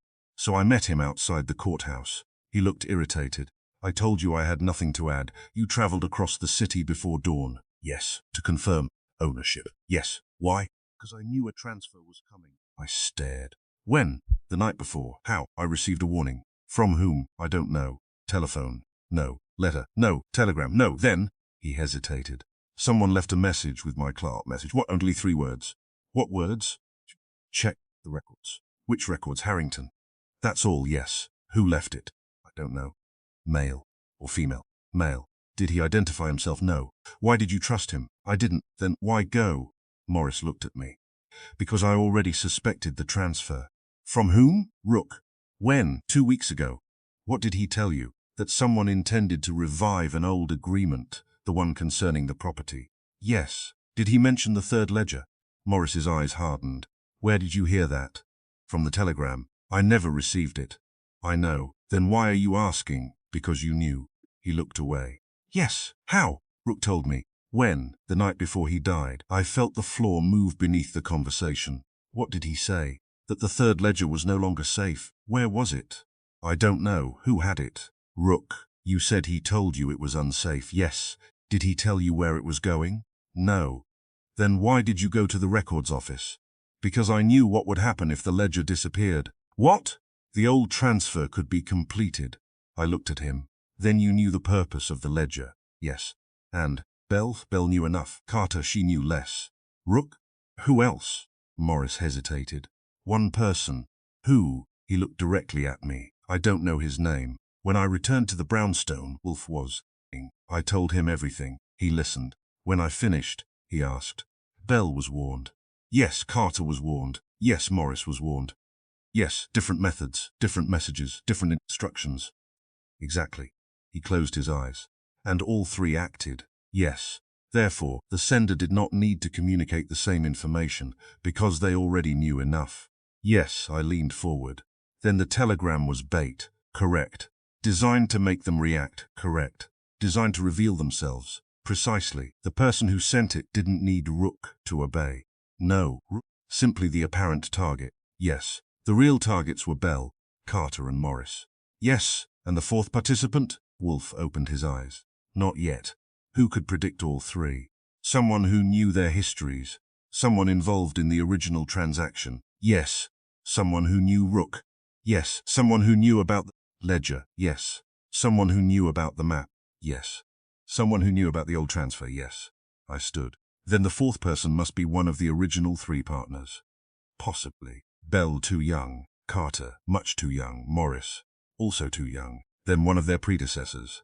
Good. Edmund Vale. Wolfe shook his head. Dead, Samuel Price. Dead, Martin Hodge. Dead. I stared at him. Then who? Wolfe smiled. That is the fourth name. Whose? The person who survived the original transaction. Nobody did. Someone did. Who? He reached for the oldest property file. Inside was a yellowed incorporation document. 3 partners listed, then one additional name beneath them. Not a partner, a trustee, a witness, a man who had signed the original transfer. I read it. My mouth went dry. Arthur Bell's father. Wolfe nodded. Thomas Bell, he died 20 years ago. Yes. Then he can't be the fourth participant. No, his son could, possibly. But Bell already revealed himself. Exactly. I stared at the document.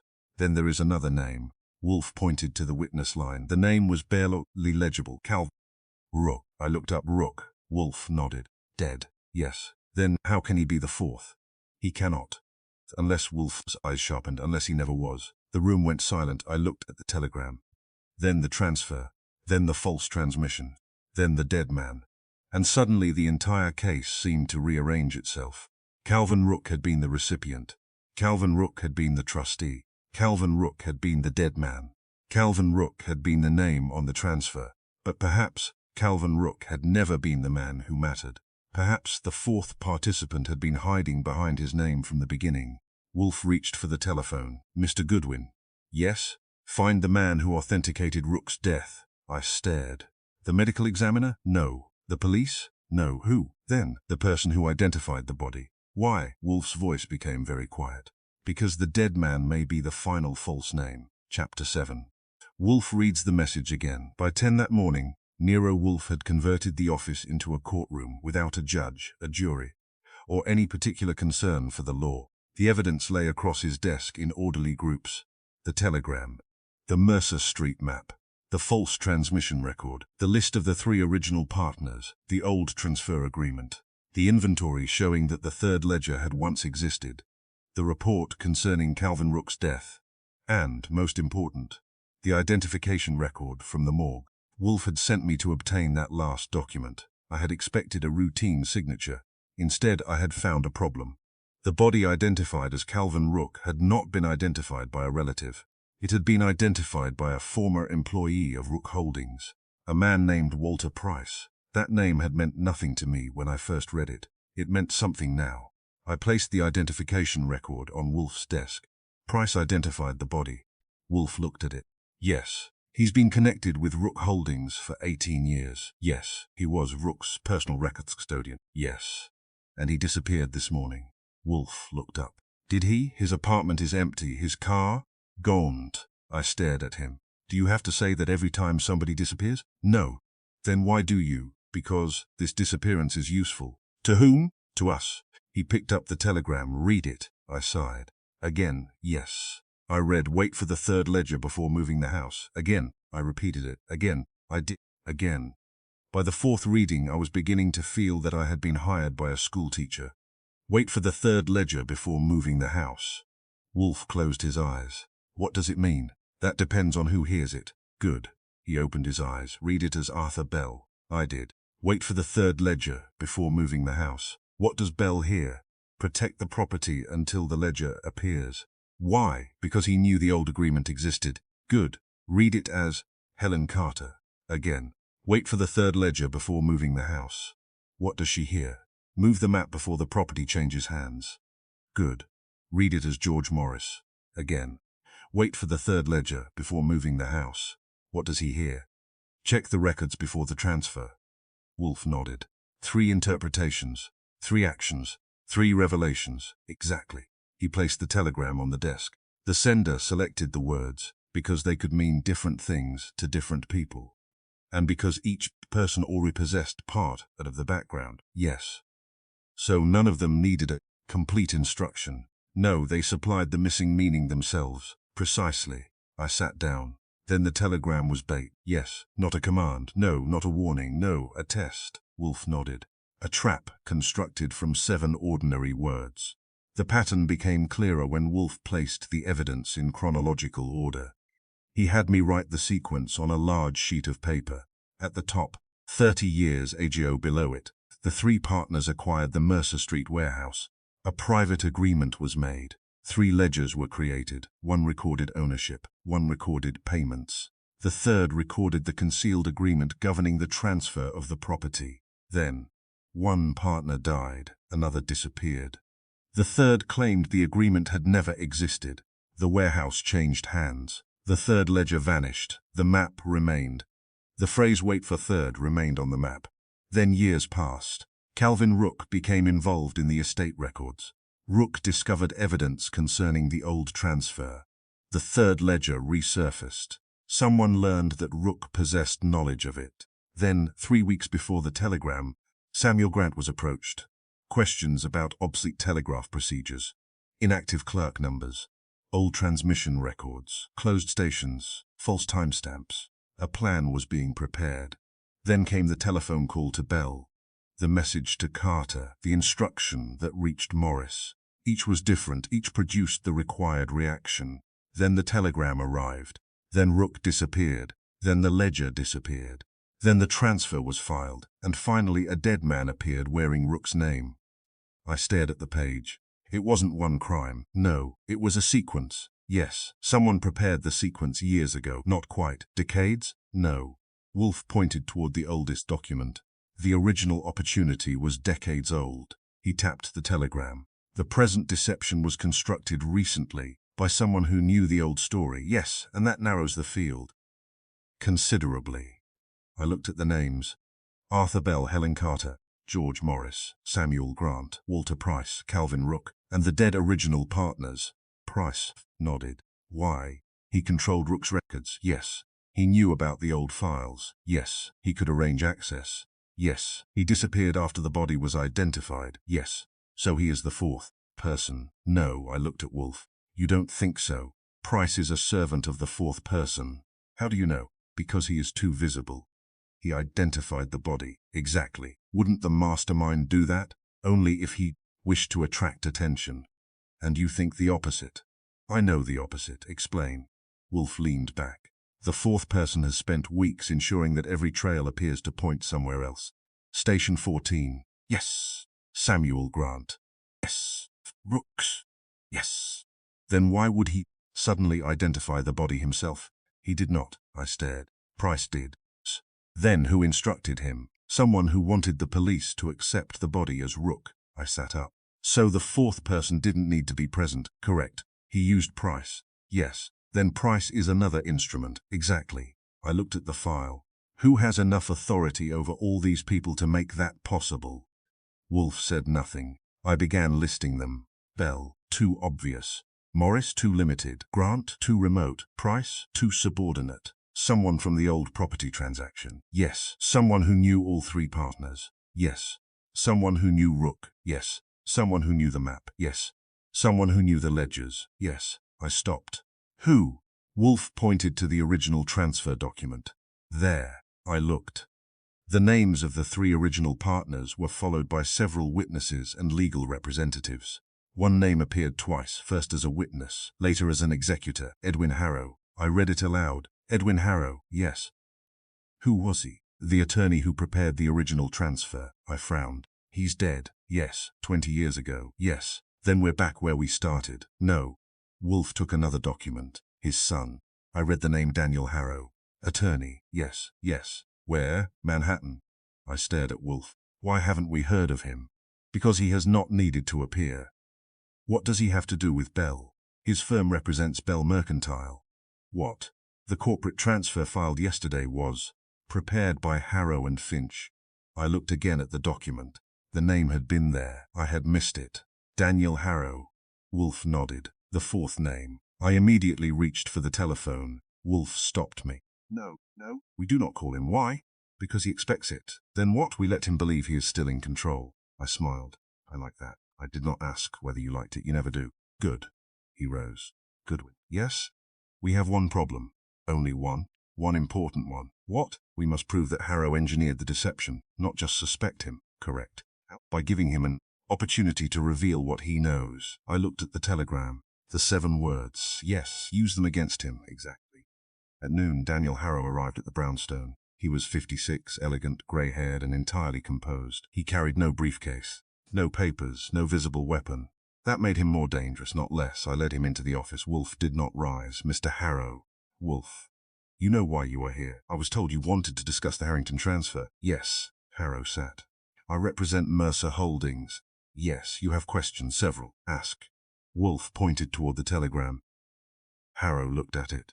No, read it. Harrow read the 7 words. His expression did not change. Meaningless. To you, to anyone without context. Wolfe smiled.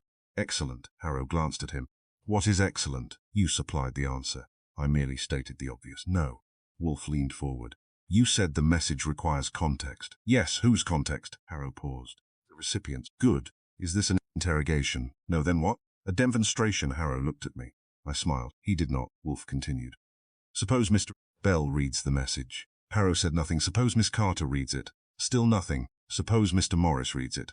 Harrow's eyes shifted very slightly. There, the first crack. Wolfe saw it. So did I. You know those names, Wolfe said. I know many people. Of course. You haven't established anything. Not yet. Harrow smiled faintly.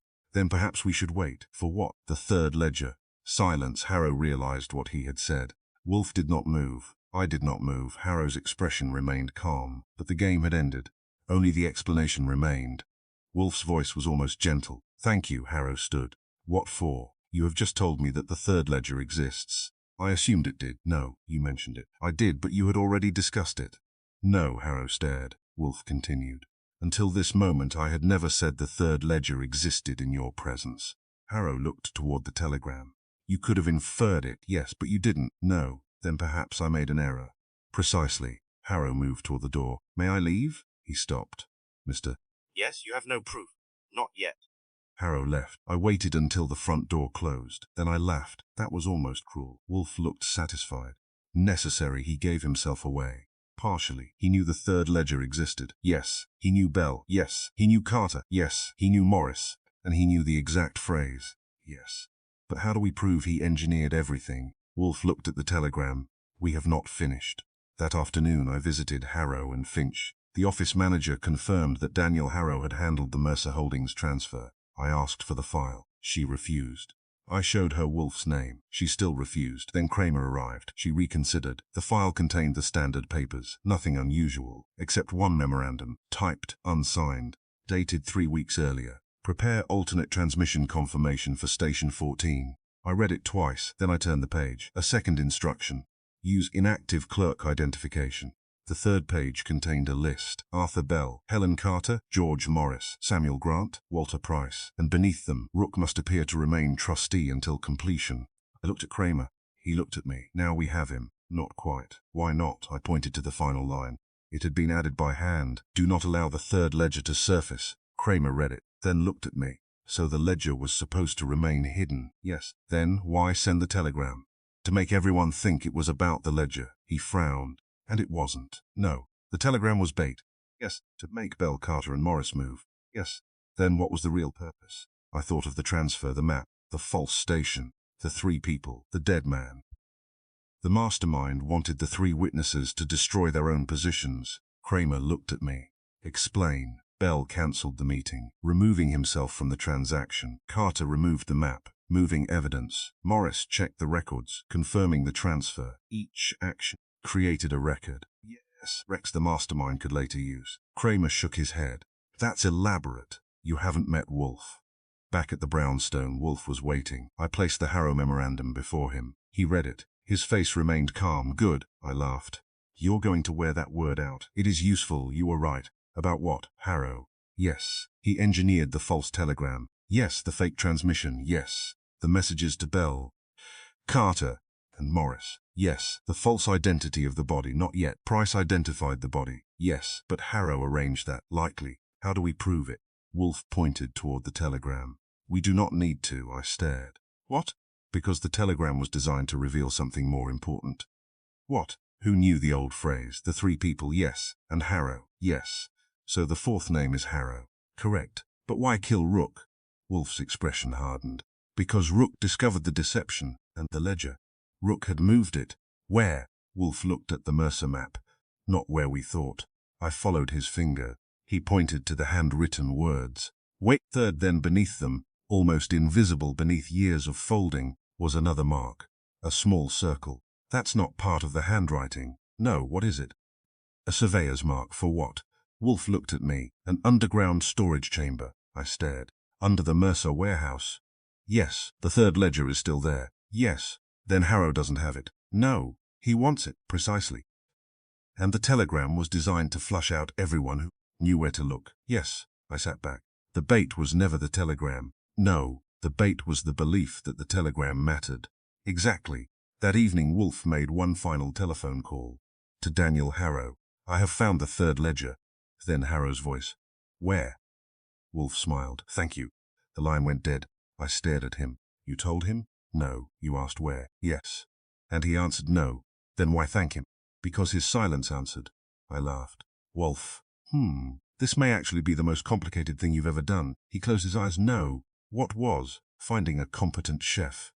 I grinned. Fair enough. He reached for the telegram. Tomorrow, Mr. Goodwin, we will retrieve the ledger. And then we gather everyone. The final office meeting? Yes. And Harrow? He will come. Why? Wolfe looked at the 7 words. Because he has spent too much effort making certain that nobody else understands them. He folded the telegram. He will not be able to resist hearing what they mean when I read them aloud. I looked at the clock. Nearly midnight. Exactly 24 hours since the telegram had arrived. 1 year of property records had been rearranged.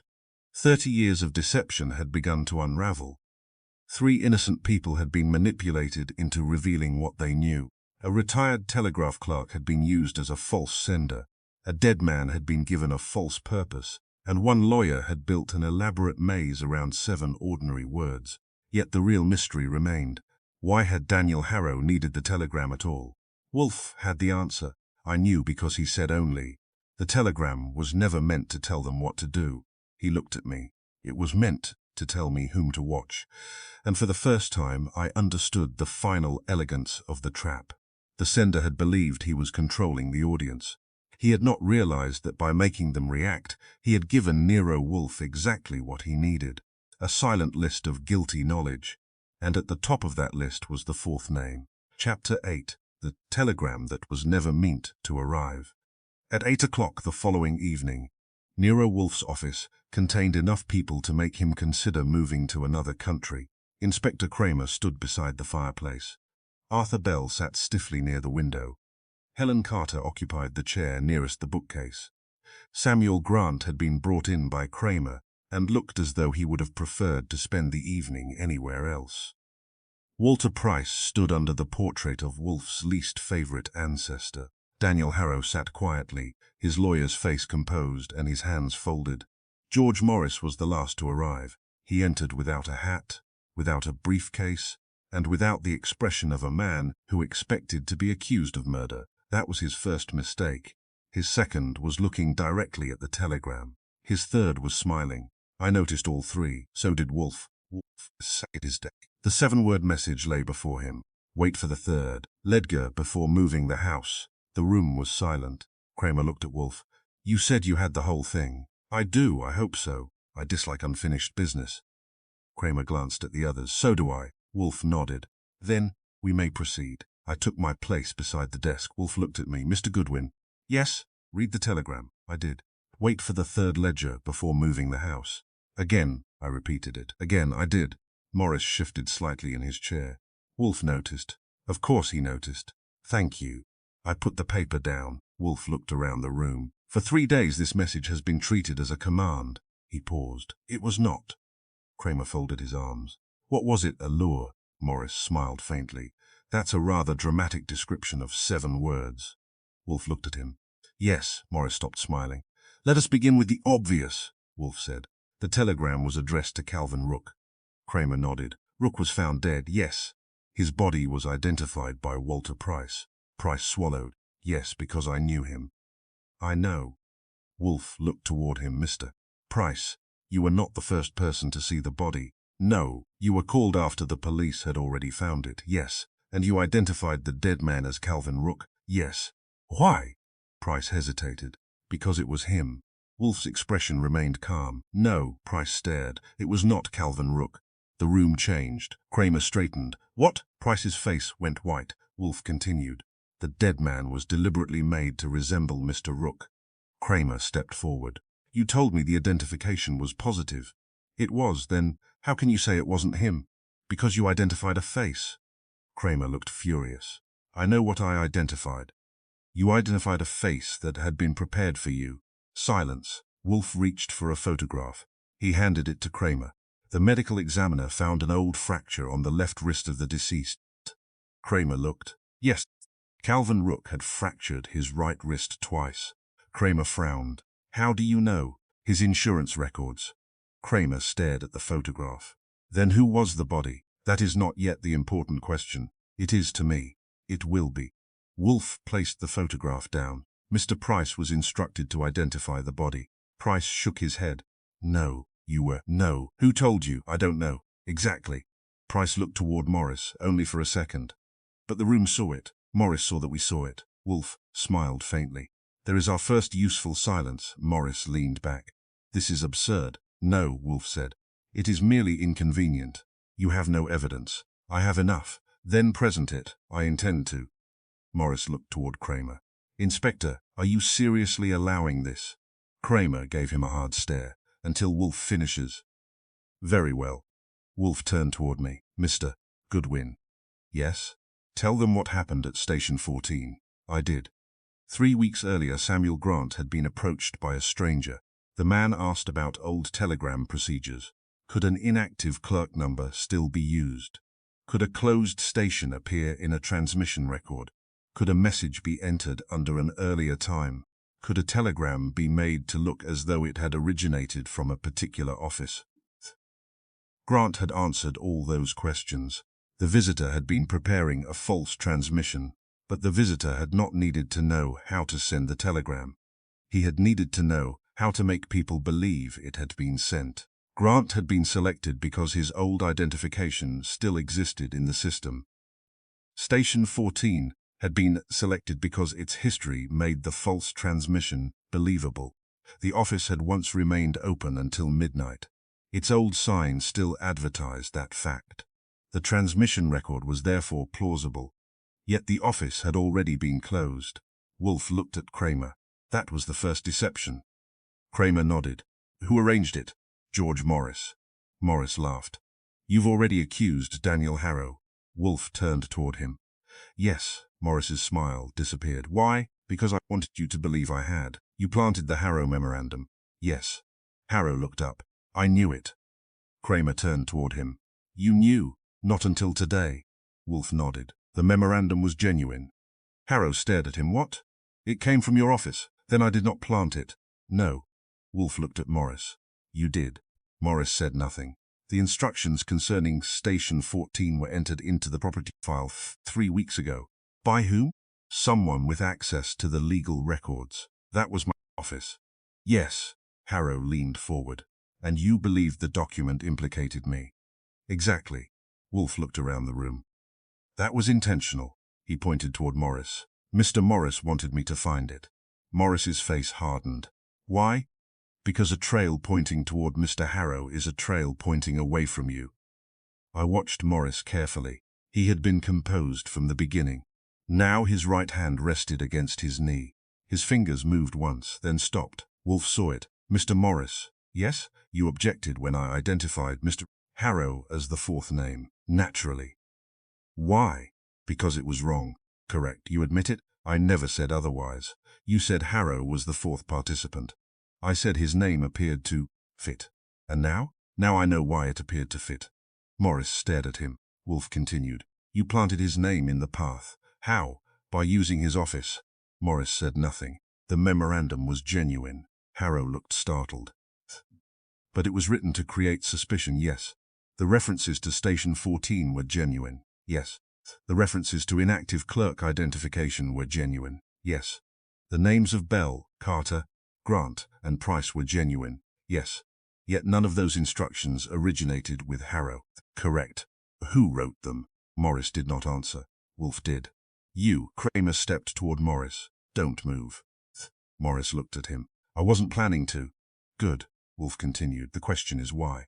He opened the old Mercer file. 30 years ago, 3 men controlled the Mercer Street warehouse. Samuel Price, Martin Hodge, Edmund Vale. They entered into a private agreement concerning ownership. The public documents showed one arrangement. The private agreement showed another. The third ledger contained the private arrangement. The first ledger recorded the public ownership. The second recorded payments. The third contained the agreement that could invalidate the later transfer. That third ledger became dangerous. It was hidden. The map indicated its location. The phrase written upon it was simple: "Wait for third." I looked toward Morris. He was listening very carefully. Wolfe continued. George Morris learned about the agreement years later. Morris shook his head. I was not involved. No. You have no proof. Not yet. Morris smiled. Wolfe looked at me. Mr. Goodwin, yes? Explain the relationship. I did. George Morris had not been one of the original partners. He had been the attorney who later handled the property records. He discovered the existence of the third ledger. He also discovered that the old agreement could expose a manipulation that had occurred during a later transfer. That manipulation had benefited several people. But Morris had secretly altered one portion of the record. He had redirected a legal interest. The change had eventually benefited him through a chain of corporate ownership. He had not stolen the entire property. He had altered the distribution of its ownership, small enough to escape immediate attention, large enough to matter, and the third ledger proved it. Kramer stared at Morris. You changed the agreement. I interpreted it. You altered the records. I corrected an error. Wolfe smiled. There is the language of a lawyer. Morris stood. I will not sit here while you construct a fantasy. Kramer moved toward him. Sit. Morris sat. Wolfe did not raise his voice. The problem with your defense, Mr.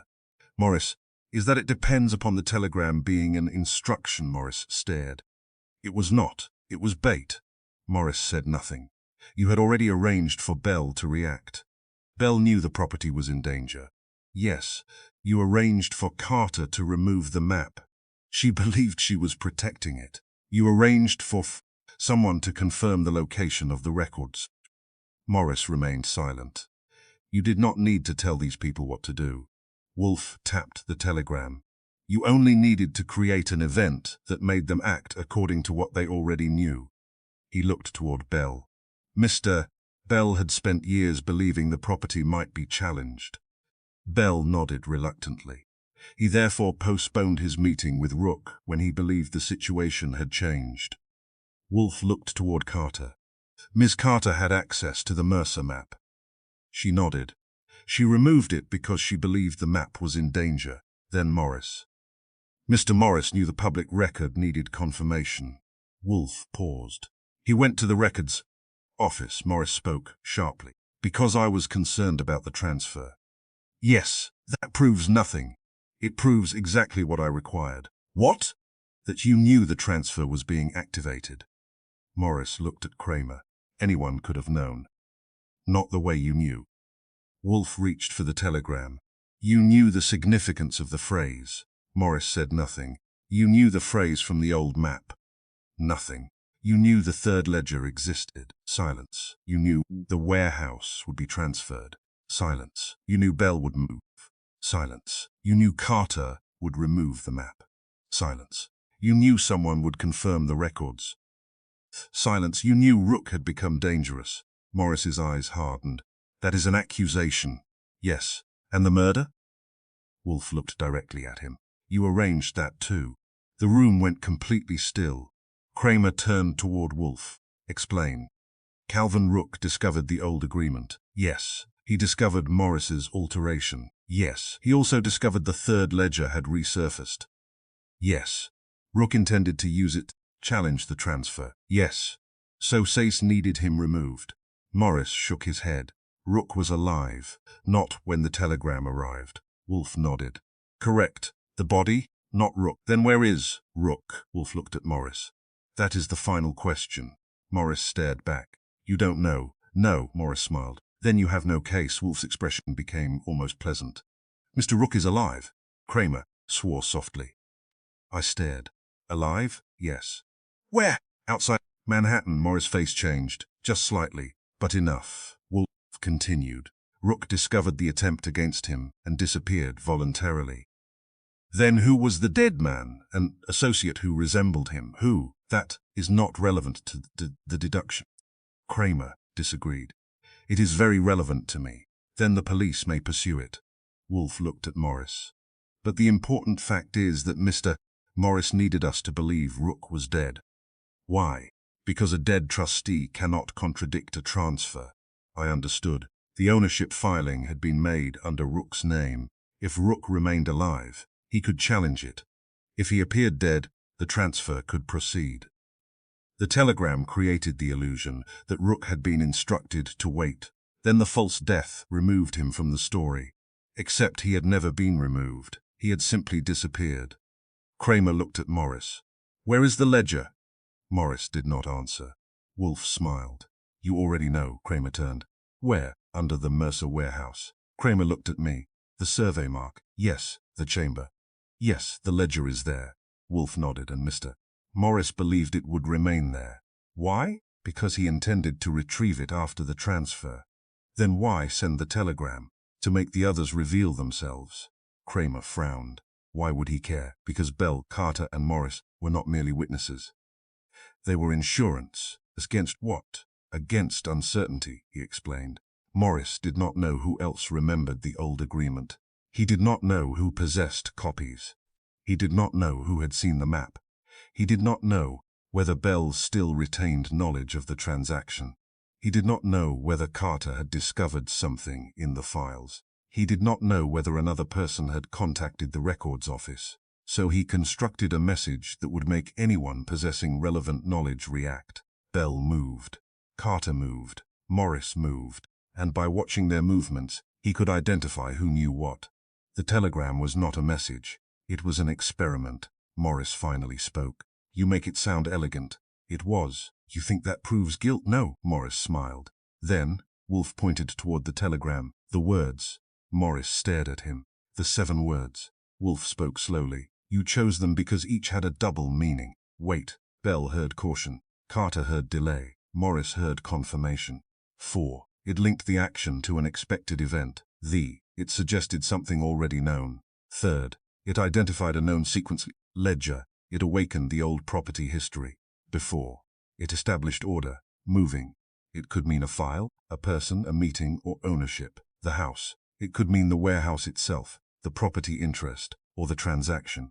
Wolfe looked at Kramer. 7 words. He looked at me. 3 reactions. Then, at Morris. Morris's expression had become completely blank. What purpose? To make everyone expose himself. I remembered something. Yes, the map. He nodded. The notation. Wait for 3rd. The telegram copied it. Yes. Why add the words before moving the house? Because those words created the necessary ambiguity. The house, property, moving, transfer, ledger, proof. I looked at Morris. He knew exactly what each person would hear.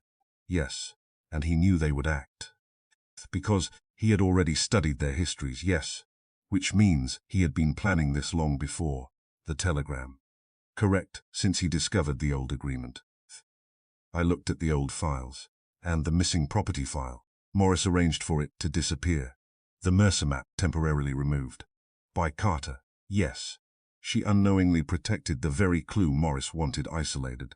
Correct. The false transmission? To create the appearance of a genuine trigger. Samuel Grant? A borrowed identity. Walter Price? A borrowed witness. Daniel Harrow? A false trail. Morris finally spoke. You're very pleased with yourself. Wolfe regarded him. No.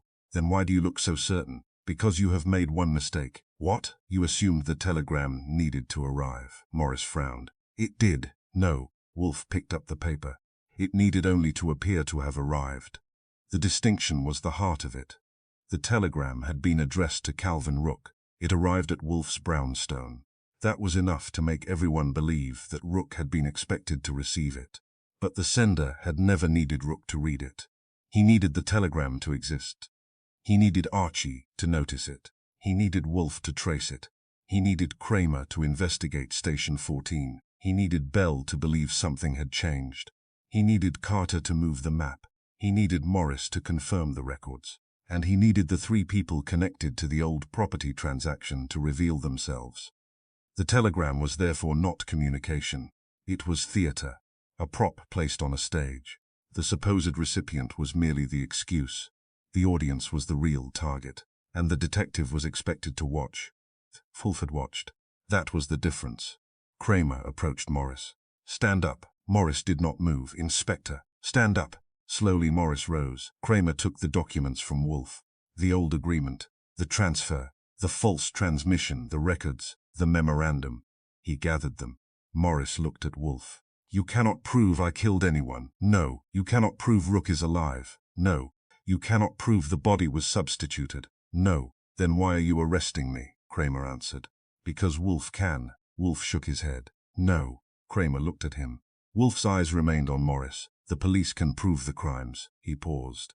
"I merely explain them." Morris gave a bitter smile. "That is convenient. It is accurate." Kramer took Morris by the arm. As they reached the door, Morris stopped. He looked back at Wolfe. "You missed one thing." Wolfe waited. "The third not miss it." Morris's face changed. Wolfe continued. "I know where it is." Morris stared. "And you know why." Silence. "The ledger is not under the warehouse." Morris went pale. "Where?" Wolfe smiled. "You will learn that from Inspector Kramer." Kramer opened the door. Morris was led out. The others remained. Arthur Bell looked exhausted. Helen Carter seemed relieved. Samuel Grant had the expression of a man who wanted never again to hear the word telegram. Daniel Harrow sat quietly. "Mr. Wolfe," Harrow said, "I owe you an apology." "No, I believed you suspected me." "I did." "Then you admit it?" "Of course." Harrow almost smiled. "I suppose that is fair, Mr. Morris arranged the evidence to make you appear responsible." "And you knew?" "Not at first." "When did you?"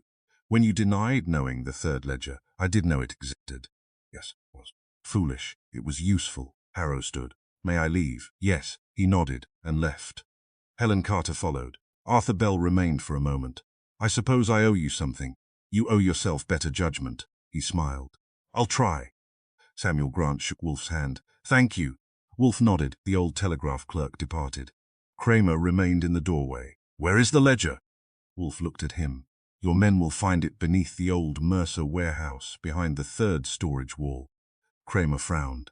"How do you know?" "The surveyor's mark, the circle." "Yes." "You knew all along?" "No." Wolfe smiled faintly. "I knew when Mr. Morris looked frightened after you mentioned the warehouse." Kramer shook his head. "You are impossible." "Frequently." The inspector left. The office was finally quiet. I dropped into my chair. For several seconds, neither of us spoke. Then I looked at the telegram. 7 words. "Yes." "And all that trouble." "Yes." "Do you think Morris was clever?" Wolfe considered. "Very." "Careless, at the end." "Where?" "He believed the telegram was his masterpiece, wasn't it?" "No." "What was?" Wolfe closed his eyes. The reaction. I looked at him. "He created a message nobody needed to receive." "Yes." "And everyone behaved as though they had received it." "Yes." "That was the trap."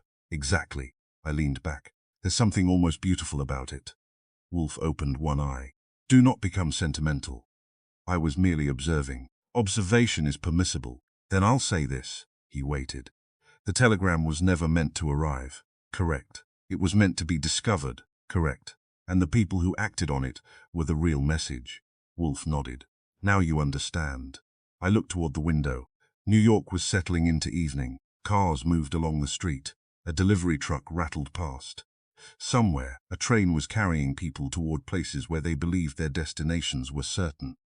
I picked up the telegram one last time. 7 words. Nothing more. No threat, no signature. No name worth trusting.